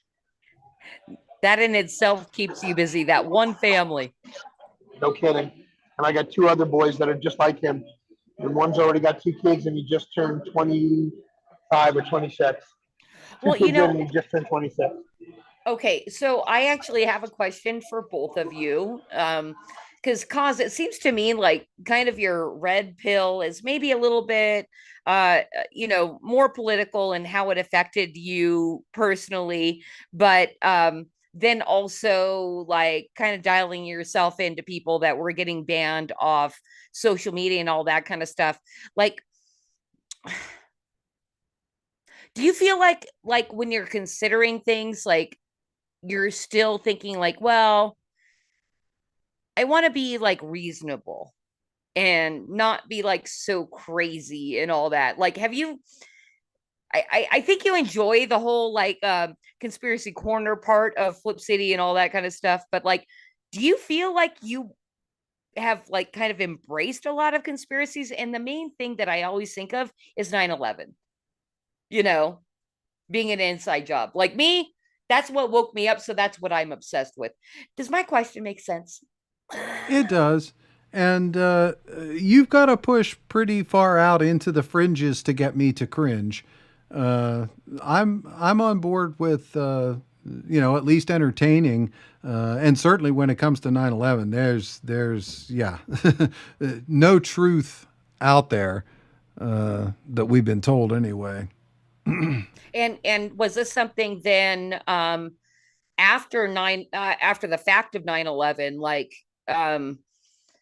because I feel like that kind of like red pilled a lot of people, the 9/11 thing. Was that something that when you were seeing 9/11 truth, like right at the moment, you're like, nah, and then later it kind of came around? Very much so for me because I bought the whole thing lock, stock, and barrel. At the time that it happened, I they sent us. I worked in downtown Pittsburgh in a tall office on the 16th floor of a tall office building at the time. So they evacuated the office building. They evacuated most of downtown Pittsburgh, and sent us all home. And yeah, I bought into the whole narrative. Again, I didn't really start to question things. It was probably the computer aspect of things again that caused me to even start to question that subject. It was Snowden's revelations in 2008 that finally caused me to go back and look at what 9/11 had been used for, and then made me think, well, that's just too damn convenient Right. for that, yeah, to have happened. That's something was planned there. Now, do you guys remember the stupid shoe bomber thing? And we still have to take off our fucking shoes at the Yeah. airport. That pisses me off so much. Like, Well, what a freaking inconvenience. one of Penn Brewery's locations is in the Pittsburgh airport. So I've had to deal with airport security. I've been badged for the airport. You've got to be fingerprinted. You've got to be background checked. One of our partners had a problem because they couldn't read her fingerprints, and they were just worn How do you off do after that? the years. Well, they were just she was the kind of a person who Managed to wear Filed off her her fingerprints off. And yeah, that was all kinds of red flags trying to get badged out at the airport. That's interesting. But yeah, I once stood in the security line at the airport while the guy in front of me took an entire 6-foot rack of loaves of bread and put them through the X-ray reader one at a time to take them into the restaurant. Seriously. So that's how ridiculous it is. Yeah. It's so sad. Hey, I'm just gonna tell. I thought this was kind of a funny story about. Oh gosh, both me and Scott are kind of assholes when like dealing with all the restrictions and everything. But when we were going into the airport through LAX to go to January 6th, the person in front of him had a head covering, but it was religious, and she did not have to take it off. And my husband Scott wears a hat all the time, and so he sees this, and they make him take his hat off, but he made a face, and then they put him through the entire ringer. Yep. The entire, because they had to teach him a lesson. I've been in the set aside line, the extra check line. Yeah. Okay, tell me what kind of face. Show me the face you made. And that, yeah, right. I don't know what I must have looked at him cross-eyed.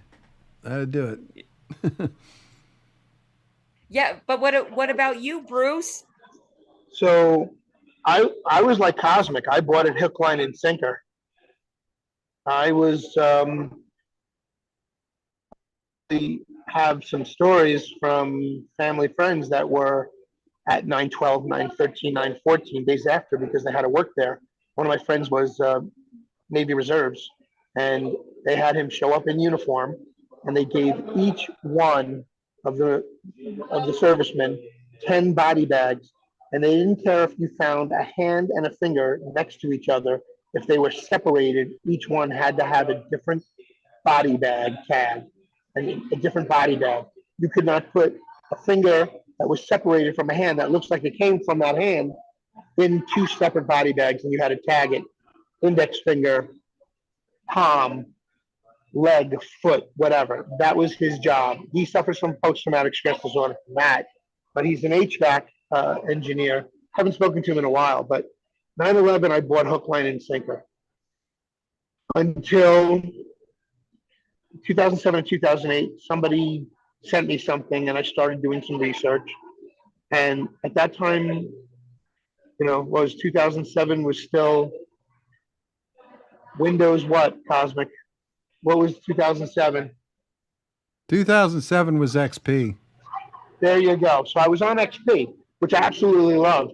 I would love to turn back one of my machines to an XP machine because they couldn't fucking destroy it. XP was, for me, in 2007, was a godsend because I was able to find things much easier with XP.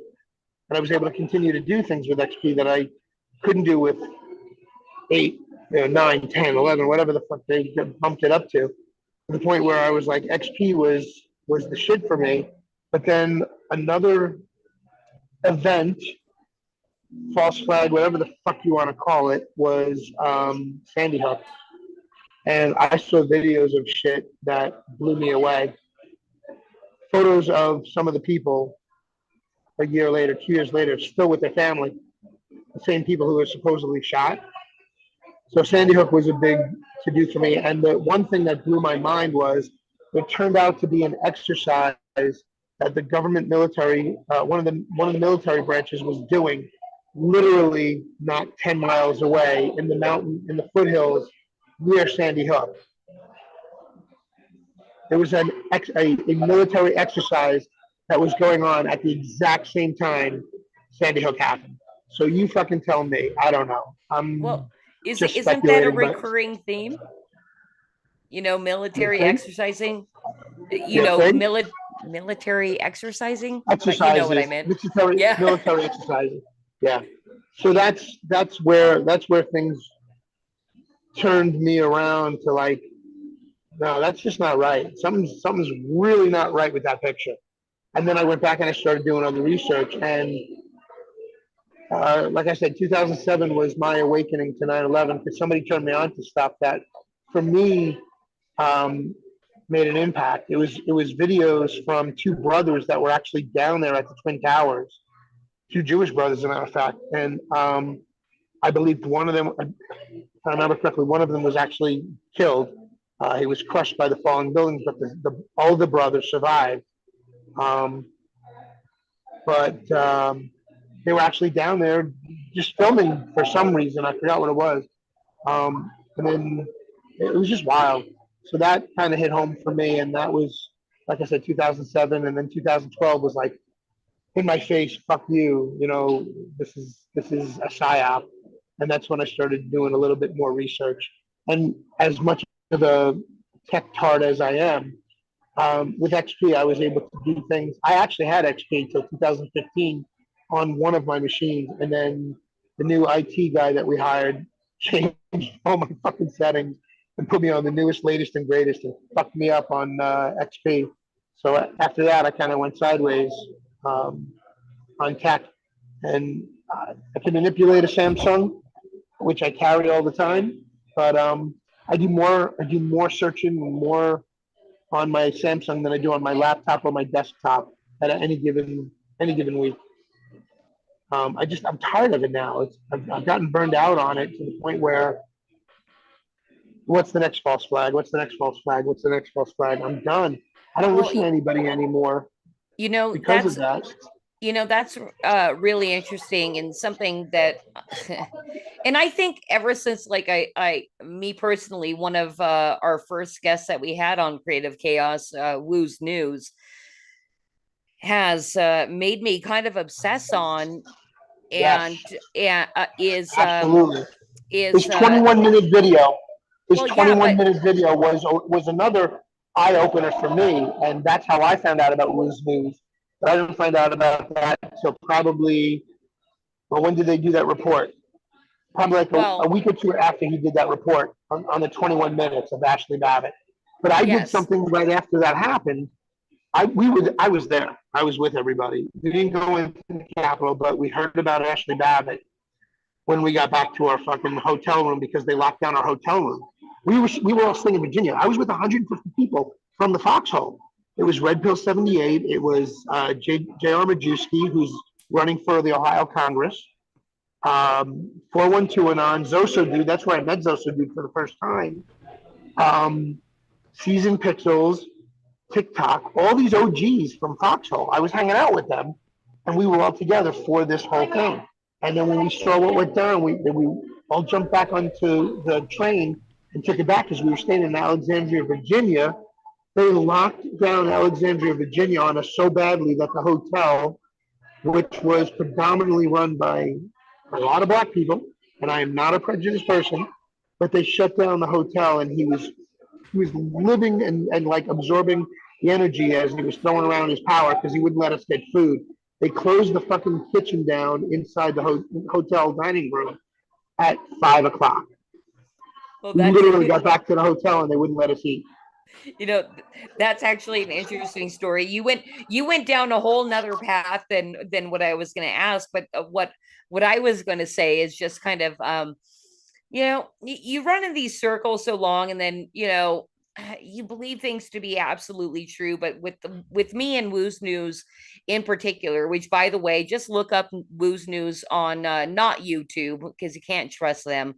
Over on Rumble, look up Woo's News and look at what he's doing. Is the whole Ashley Babbitt thing.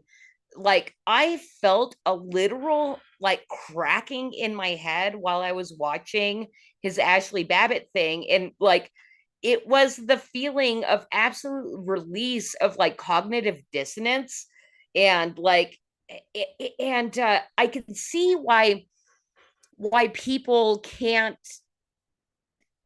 It can be a freeing thing, but it's also really scary, and why people like hold on to their, like, you know, pre-programmed, you know, thought processes. We have been programmed. We absolutely have been programmed. Well, and that's my question to both of you is like, have you had those experiences of like finding new information and just kind of giving into that feeling of like, okay, maybe this thing that like affects a lot of my other opinions of the world and forms my thoughts, I mean, have you had those feelings? And, for you, what were they? I don't believe I ever suffered from cognitive dissonance as you did. I knew there was something going on, and I always danced to a different drummer. Um, I always, I think it's my ADHD because I was a boob tube child. I'm the tail end of boomers. Cosmic and I are the last year boomers were quote unquote born. So we're considered boomers, but I identify more with millennials. Gen But I X. also, Gen X. I do identify with Gen X because I grew up, I graduated college in '86, and I was very much into the Gen X music scene at that time, which was alt rock and very heavy stuff. So I was in a different mentality back then, but I still was not following. I was always the rebel. I was always the fucking rebel. I was the class clown back in elementary school, not because I was the class clown, but because I was ADHD. And so I made people laugh. And I got a charge out of it. So the more stupid shit I did, the more funnier more harder people would laugh. So I was kind of the class clown for a little while until they started picking on me because I was the first one to get glasses and the first one to get braces. And so then I was the smallest one in school too, which is why I started studying and practicing different forms of martial arts at the tender age of 12 years old. And I studied for a very long time. And my first sensei was a bit of a prick. He failed me the first time I took my black belt test because he was a real piece of shit. But he thought he was teaching me a lesson. Whatever. He was an ex-Marine, never an ex. Once a Marine, always a Marine. But I'm not even going to say his name because I don't want to put that energy out there anymore. You, But I have. you know what I find very fun about our conversation right now, Bruce, is like you're obviously getting progressively more drunk, and I think I might be too. No, I'm not drunk. Actually, I'm fucking high as a kite. Okay. I'm high as a kite. I did some vape before earlier, and then I passed it out to the barmaid and her boyfriend, and I passed it Barmaid. over to some pack. She's a little hottie, and she knows it, but she's so laid back and casual. And the way I found out about this place, which if you guys look and see, it's called Timbertown Beer Company, and I'm in Priest River, Idaho. All this time I thought I was in Washington State. I've been here for 2 days and I thought I was in Spokane, Washington, but we're going to be in Spokane, Washington for Off-Grid the 49th Memorial Service or Celebration of Life ceremony. So I'm going to be there this weekend, and I've been roughing it. I haven't camped out in probably 30 years, and it's the first time in 30 years I slept in a tent in 40-degree weather in the middle of Idaho. Dude, welcome to the West Coast. Yeah, no shit. It's 80 degrees in the daytime. I'm wearing fucking cargo shorts and a t-shirt, and we're leaving this bar tonight when we're done with the show, sometime between 8 or 9 o'clock Pacific time, because I'm on avocado time now, which is really fucking me up because I'm still in my head. I'm still in New York time. So right now in New York, it would be 8, 9, 10, 11. It would be 11 o'clock my time right now, and I'd be falling asleep. But I'm buzzing. I've had a couple of nice beers in me. I went for the porter the second time around, so I've got a nice big porter, and I still have a little bit left. It's like I haven't finished it. You can't see it unless I hold it a certain way here because I don't have a green screen. I have wearing a blue shirt. Anyway, so that, and I drank almost an entire pitcher of water. I'm gonna blow your minds. Hold on a second. And I'm gonna have to take such a gaping Zarge again in about 10 minutes, but hold on, let me just turn that I off. think I think I'll have a drink of water with you. See, I haven't tried it. Well, that's all I do is I drink this entire freaking pitcher of water except for this one glass right here. No, that actually looked like So I've been drinking Cosmic's the whole night. actual beer stein. Your picture. Yeah, I know, right? Hello. Yeah, I'm drinking from this tonight. This is what I drink out of every Sunday night. Yeah, I'm Cosmic Grandpa. I drink one whole keg of beer in one drink, one glass. I love his mug. How many ounces is that fucking thing? That's fine. This time Cosmic. is 36 ounces. It will hold 3 full 36 bottles of fucking beer. pure ounces. Yeah. Yep, 36 ounces, which is probably what this is. I don't know. It just says made in Mexico. But that's probably about the same size, no? The pitcher? 36 ounces? It's 30. pitcher's probably closer to 60. Really? No. Seriously? That's funny because I was gonna guess 120. Nah, pitcher's going to be closer to 60, 64. I probably drank about 50 ounces of it, and I am going to have to take another gaping Zard, so you'll have to excuse me for a moment. So please carry on, Christy. Ask our guests more questions. Well, while I mean, take a gaping Zard break. I had a question I asked both of you about cognitive dissonance. I don't know if you stored any of that information, cause I didn't really know. I kind of missed that one. yeah, no, I don't think it matters that much. Hey, is there any guest that we've had on Creative Chaos thus far that has made you, kind of question your own beliefs or go any further into it? But I know you're also producing backstage, so I have no idea how much you're actually paying attention to the show. Oh, I listened to everything. Yeah. Or are there people that you're like, this person's crazy? There have been a couple of those, but I don't want to obviously say anything negative about a guest because they're the guests. That's I'm not going to badmouth a guest. Yeah, that's interesting. That's interesting. I can just imagine you backstage there. You're like, what? What are they saying? But yeah, no, back to you though, cause I was actually kind of interested in well, let's see what we did not cover here. We have not talked much about the brewing company. Because you had said you like German beer so much that you bought the German brewing company. What is the history behind the I forget the name of the brewery now. Penn Pennsylvania.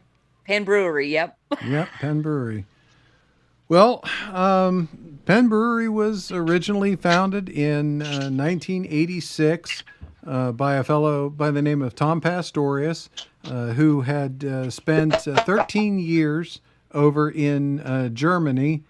Give me just 1 second here while I see if I can't find that. Okay, there, that take care of the Bruce noise for a bit. Okay. So Penn was founded in 1986 by Tom Pastorius, who had spent 13 years over in Germany in the military. And when he came back to the United States after 13 years of drinking German beer, discovered that he could no longer stomach American beers. So he founded his brewery. It was originally a contract brewery. So he got German recipes and brought them over and had a brewery in Philadelphia, the Jones Brewery, brew them for him. For a short period of time, they actually had the Pittsburgh Brewing Company brewing for him. But then in 1989, he opened his own brewery, which was called the Penn Brewery. in Pittsburgh. Actually, when it opened, it was the Allegheny City Brew Pub, and it had the distinction of being the first brew pub in the state of Pennsylvania.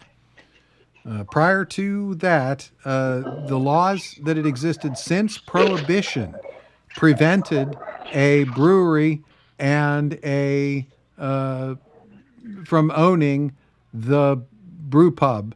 A brewery couldn't sell its own beer to anyone except a wholesaler. And a wholesaler then couldn't sell beer to anyone but a retailer, and a retailer had to then actually sell the beer to the public. It's called the three-tier system, and it's existed in Pennsylvania since Prohibition. But Tom Pastorius, the founder of Penn Brewery, went to Harrisburg and lobbied the state legislators and managed to get a state law called the Tied House Law passed. And the Tied House Law is what allowed brew pubs to exist in the state of Pennsylvania. Dude. And he opened the first one. That's pretty cool. Now, do you have any idea of how that might have affected like laws in other states or anything like that? Because I love craft breweries, and it kind of seems like, gosh, maybe in the last 15 years it's been like a major thing, where it kind of you can pick and choose, you can go to a brewery and find a lot of variety, I guess is what I'm saying. Yeah, bars and tap houses with more than 10 taps were really not a thing until around Y2K or thereabouts. Starting in around year 2000, you started to see the rise of the specialty brew pubs. The brew pubs where you would have that whole wall of taps, 15, 20, 25 different beers on tap at one time. And but that was right when the craft beer revolution was taking off. I'm super excited for beer. I'm happy we're alive for right now, because I grew up, one of our things in our family was being able to twist off the top of my parents' beer, and it was always MGD, and I just couldn't imagine surviving on that. As far as I probably wouldn't like beer, if that was the only thing available. And so on that note, what is your favorite style of beer? Is it kind of like the German lager, or do you like It browns? it is very much the German lager. I was never a fan of the real hoppy IPAs. I'll drink them now, but still not a huge fan of them. And but yeah, the traditional German lager style. To be perfectly honest, until I got into craft beer, I was drinking literally junk beer, Keystone Light, Milwaukee's Best. I wasn't drinking for the taste. Put it that way. Yeah. What do you think about the people that are still fans of Pabst Blue Ribbon? Well, Pabst, we have a particularly special spot for, because Pabst is the beer of choice of one of our co-hosts on the beer show. The Hawk Okay. drinks Pabst Blue Ribbon. That was his grandfather's beer, and he sticks by My it. brother And, drinks it all the time. and Pabst really does have a good history behind it, at least. So it's a good beer to be behind. Compared, say, to Bud Light. Hey, what was the one that on the inside of the cap had the puzzle? You guys have to know that. I can't remember what it was called. He's just Googling. He doesn't know. Yes, I don't know offhand. Yeah. You don't know either, huh, Batman? All right. I can see what you said. He said, "No, I don't," even though you're muted. Hey, what about your friends? What about your friends out there that you're all hanging out, your pilled friends who I happen to have crossed paths with at least once? Like, I'd be happy to say hi to them. I wish I could. You're still muted.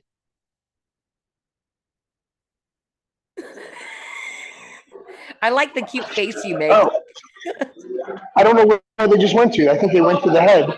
So they'll be back. But yeah, that's Subpack Vet and creative writer. And we're here for this weekend for the memorial for our dear friend off grid in the 49th. And if anybody's out there listening wants to be part of it without having to be able to, because you can't get out this way, Cosmic and I have tried to work something out, and we won't know if it's going to work until literally the day of. So on Saturday, the 22nd, around 12 noon, when we're supposed to be having the ceremony, I am going to be streaming live as long as I have Wi-Fi access of some kind or cellular service of some kind. It may be spotty because literally he is off grid. He lived off grid of the 49th parallel, and he's literally between Spokane, Washington and the Canadian border. So he literally was off grid on the 49th parallel. So if you ever take a map and you have one with the parallels on it, the longitude and latitude, look for the 49th parallel in between Canada and Spokane, Washington, and you hit that 49th parallel, and you're pretty close to where his property is. And so that's really cool. So we're going to be camping out up there. And like I said earlier, I haven't roughed it since 30 years ago. So my aching bones are showing their age today. And that's the thing too. And I got to ask you, because it's such, I think it's such a part of our culture on the West Coast to just camp and do those kind of things. Is that not something either of you've done? Because you guys are, east of the Rockies. He's muted again. Does that happen automatically? No, I turned it on mute because there's a lot of background noise here. And I'm wearing a headset I'm not familiar with because I borrowed his because mine died. So I'm going to turn it over to Subpack Vet and you can say hello. Hi, Subpack Vet. I don't know Hold if you on, can give hear me a me. second. He can't hear you yet. Give me 1 second. You're going to put, okay, they're transferring earwax. So I gotta ask Subpack Vet, how do you feel about sharing Batman's earwax? Well, these actually don't go inside the ear. These are jawbone conduction. I have Meniere's disease, so once they go in my ears, it just everything's muffled, and then I hear more clearly out of these that go right here in front of the ear. Oh, nice. Okay, good. So no earwax. Hello. Hello, how you doing? Good. What are you drinking tonight, brother? I am drinking a local porter. I just had that. It was absolutely fucking delicious. Yes. Yeah, it was a good porter, really smooth. What was in it? It was smooth. What did they say was in it? They didn't tell me. All right, you keep talking. I'm going to go look. Okay. So it sounds like he explained to you about Dave this weekend, our friend Dave. Well, And I was lucky enough to have attracted and met Dave and get him subscribed to Flip City Magazine, even though he lived off grid. So right, yes, nice. I knew him a teeny tiny bit, but probably not as much as you guys did. And I'm happy to hear more about him. So tell us. Well, he was eating cookie dough. That's all he had left in his house. So Batman here, he calls me up and says, "Hey man, why don't you take him some of your eggs over there?" So I got a bunch of chickens and I loaded up all the eggs. I had about 5 dozen eggs, took them on over and got to meet him face to face at that point. And a great guy. I went and hung out with him a few times. And unfortunately, I was supposed to, the weekend he died, I was supposed to go help him the following Tuesday set fence posts for his own chicken coop. And I was going to hatch out some eggs for him so he'd have his own chickens. But unfortunately, he passed. Got a call from his mother, who happens to call me the Eggman. So I'll finally get to meet her. It's funny because I think I had heard rumors of the Eggman. So you are that mysterious man. That's me. That's okay. me. Yeah. No, Dave was a good guy. We all miss him. And he lived about 20 miles away from me. I'm just across the border in Idaho and Priest River. So it was, Short John over there. WC Crane Op got to meet him. We helped trip out his well pump because it went bad. So we pulled that out and got it replaced, got everything fixed on it. And so he had water again. He'd actually have to run off of a generator. He'd have to fire up a generator just to get water pumping. But man, that guy was tough as a $2 steak. He was living it. He definitely was. Hey, now are you an off-grid liver?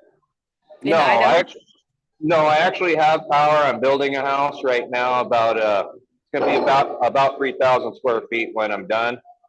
But I'm trying to set it up that in such a way that if the power does go out, I'll still be fine. I'm looking at setting up a wood gasification system to run the generator and supply my own power for indefinitely while I'm heating the house at the same time with wood heat. All an enclosed system. Yeah, talking over my head, but I appreciate that. I appreciate your grind. Well, it's just you're taking the wood smoke, you're superheating it, so it breaks it down into hydrogen and carbon dioxide and reburning it through your generator. That Just a makes normal- much more sense. Thank you. Yeah, just a normal gasoline generator will run basically off of wood smoke. So you're not off grid, but you're setting your house up to be able to be okay if the power goes out. Exactly. Like all of us conspiracy theorists, right? Yeah, you know it. Yes, ma'am. How you doing, Grandpa? Yeah, good. Enjoying my time on screen. I usually spend my time behind the curtain here on this show. On this show, yes. But you said you wanted it, Cause. Oh, I'm quite happy with it. I've had a lot of fun doing it tonight, in fact. Well, what are you drinking tonight? I ran out a little while ago of Not Your Father's root beer. So, Oh, okay. I've had that. That's actually pretty good. yeah, it's good stuff. I had some left over from the Beermen show last week. Gotcha. Had it for Well, Father's unfortunately, Day. I missed that one. I've been pretty busy trying to get things ready for everybody showing up here.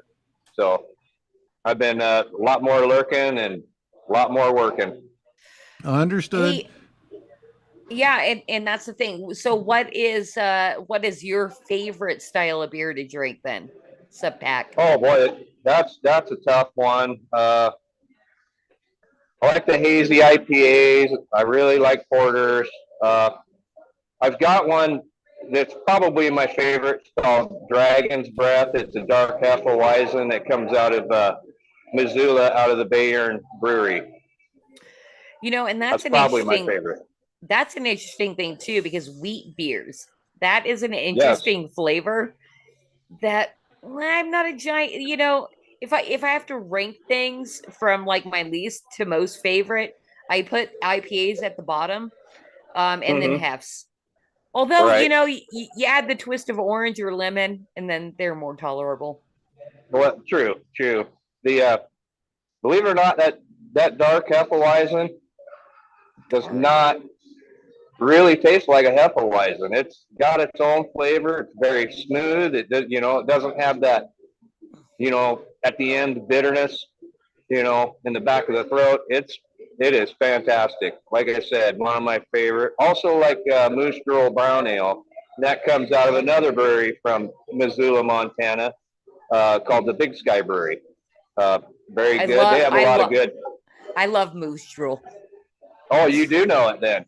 Oh yeah, no, I'm a brown connoisseur. That like any brown I can find, I buy it.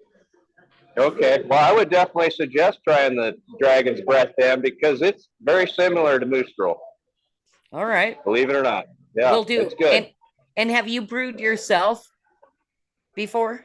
Are you a brewer? Hold on one more time. It got a little loud in here. Do you brew yourself?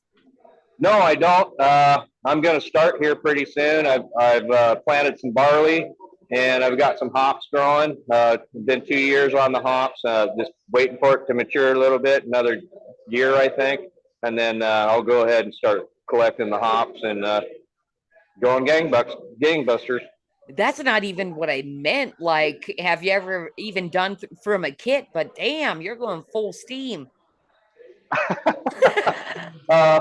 Yeah, I've done some of the Mr. Beer kits. Wasn't very impressed. So, What about You know. you, Cause? I never asked.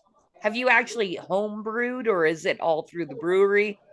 Well, it's funny. I did my first home brewing for the Three Beer Men show. I had already owned the brewery for 10 years. So, Okay, well, tell me of your homebrew experience. I want to but know I what did you get top tips from the actual brewmaster.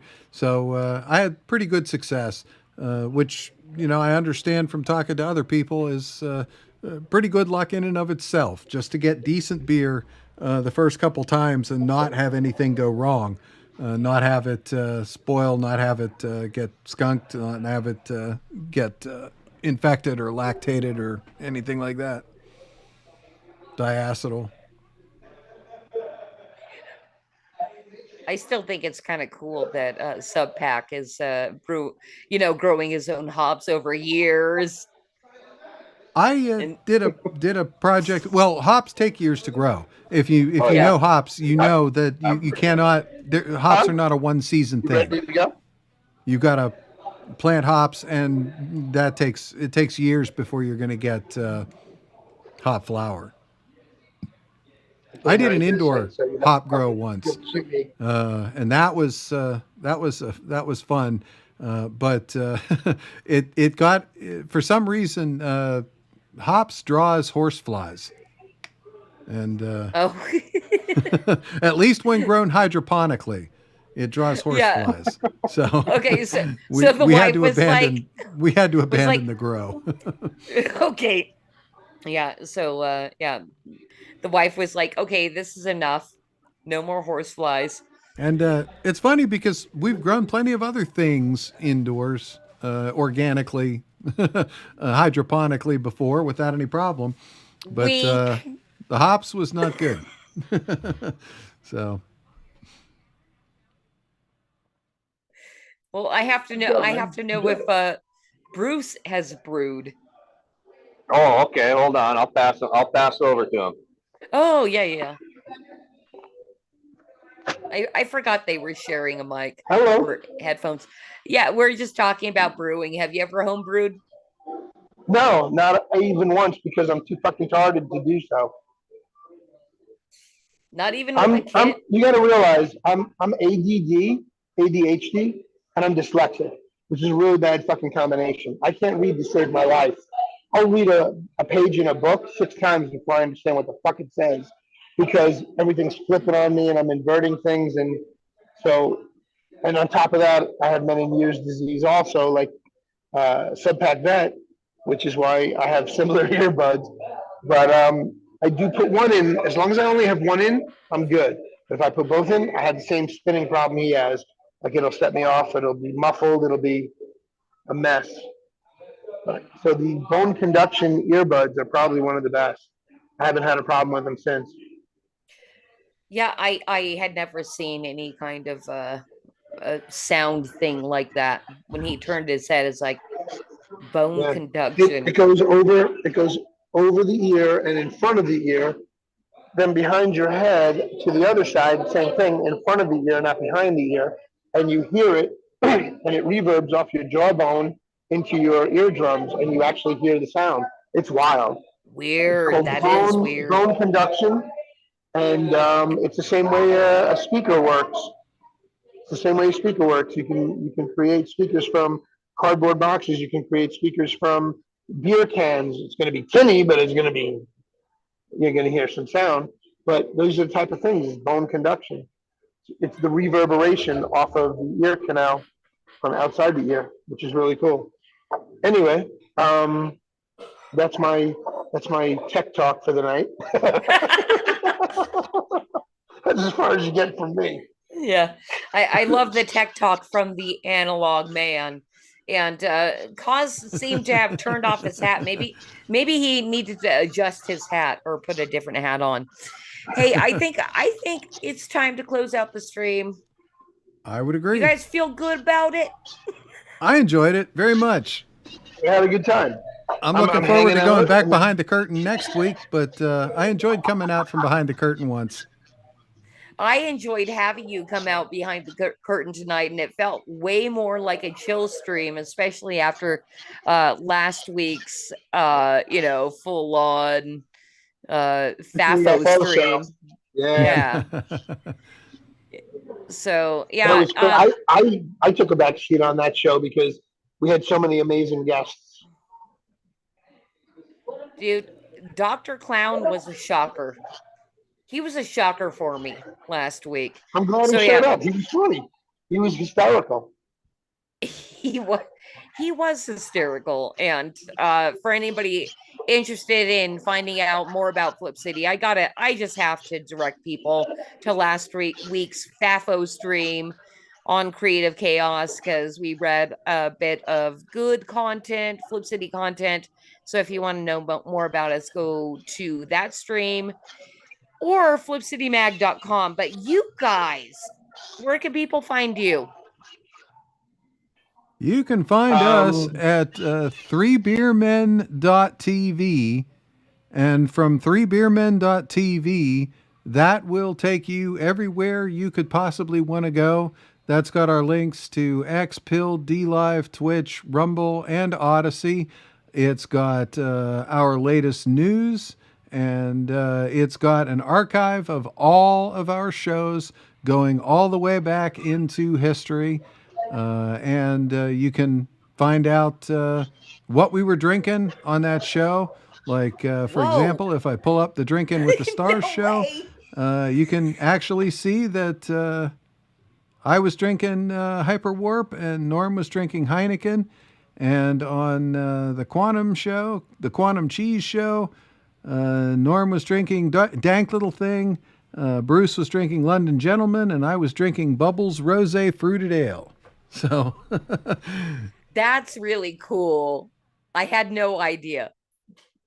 Yep. So everything you could want to know about us is on 3beermen.tv, but we are on all of those places that was just listed there.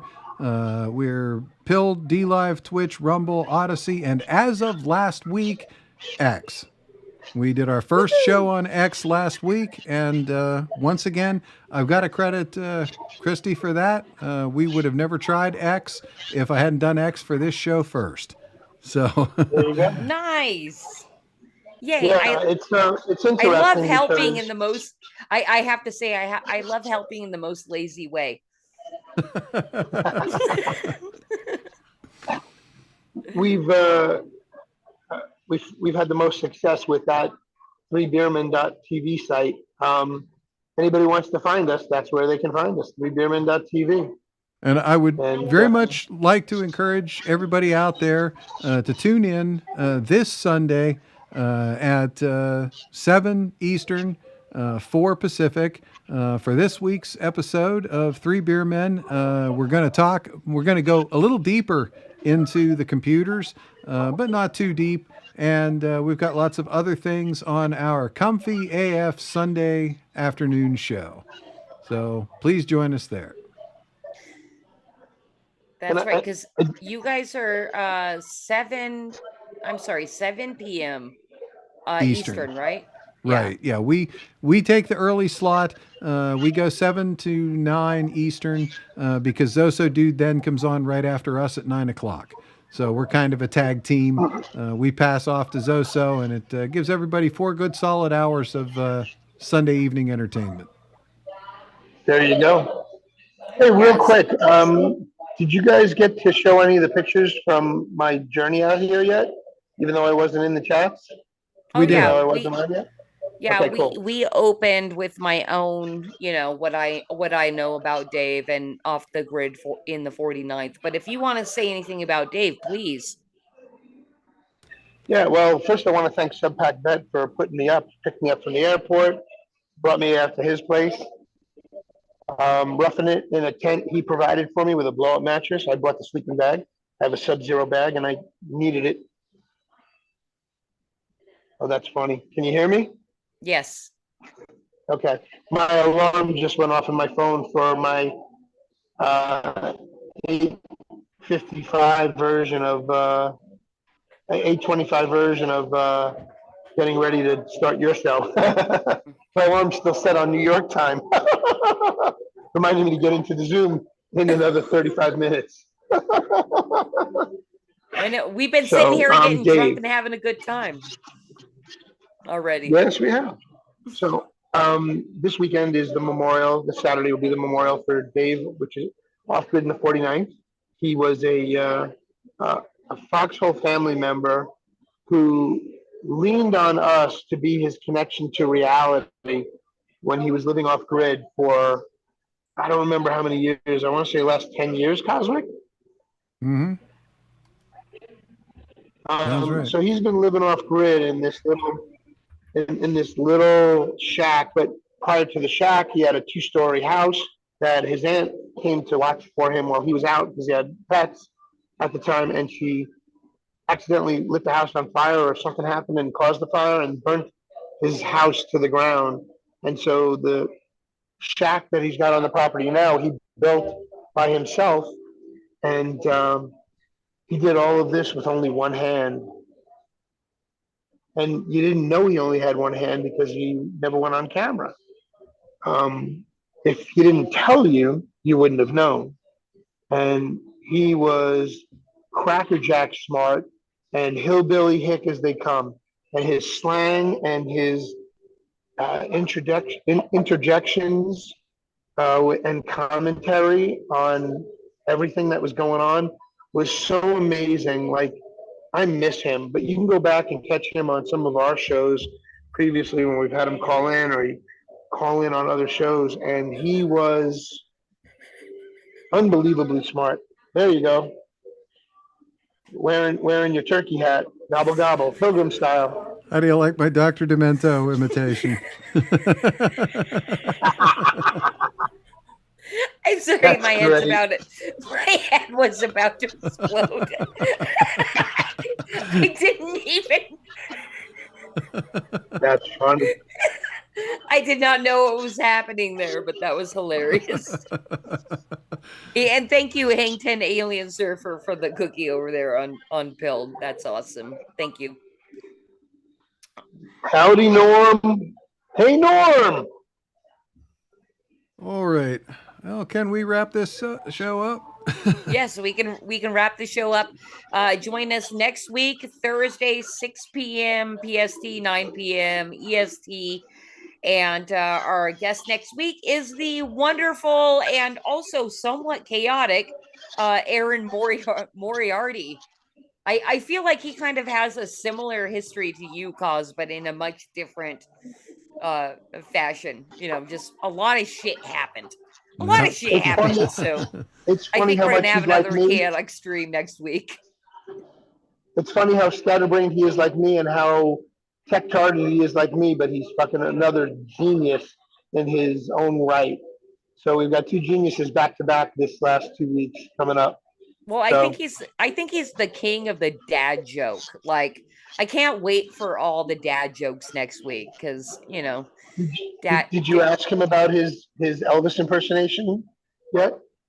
I will put that on my list and we're gonna do it live. Fucking do it live next week. Do it Thank you, live. Cos, and thank you so much, Batman, for like always hanging out with me every week and making this fun and super stress-free because I would not on my own have made it this far. So I really appreciate you guys. And yeah, we can end the stream. Bye, bitches.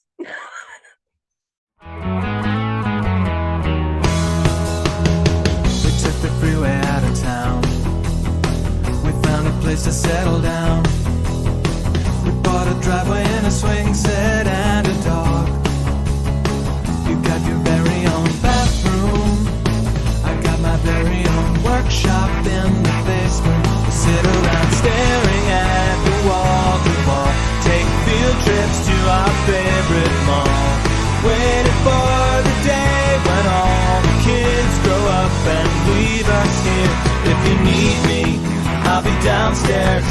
the shop vac.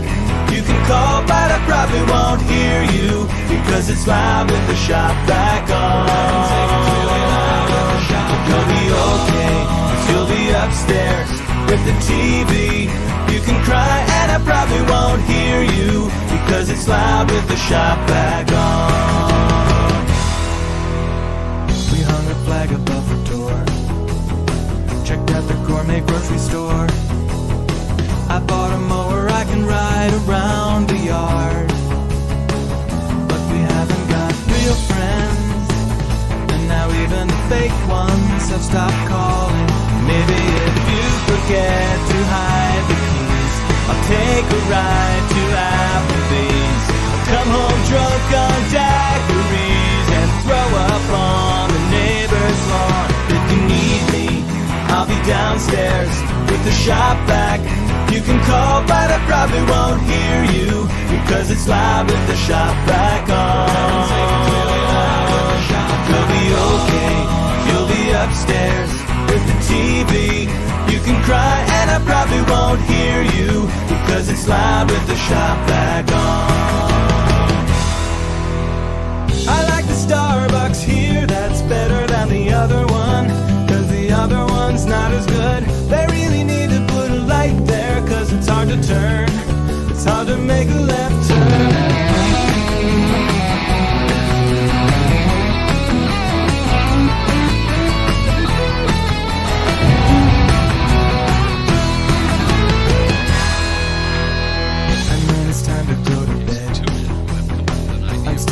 Inside my head, floating up above the house and looking down. I guess I gotta go back there. Guess there never was any other answer. And as the freeway hums, the cars go by, the headlights roll across the sky, many miles away, and I can see them spinning through the dark. If you need me, I'll be downstairs with the shop vac. You can call, but I probably won't hear you because it's loud with the shop vac on. You'll be okay, you'll be upstairs with the TV. You can cry and I probably won't hear you because it's loud with the shop vac on.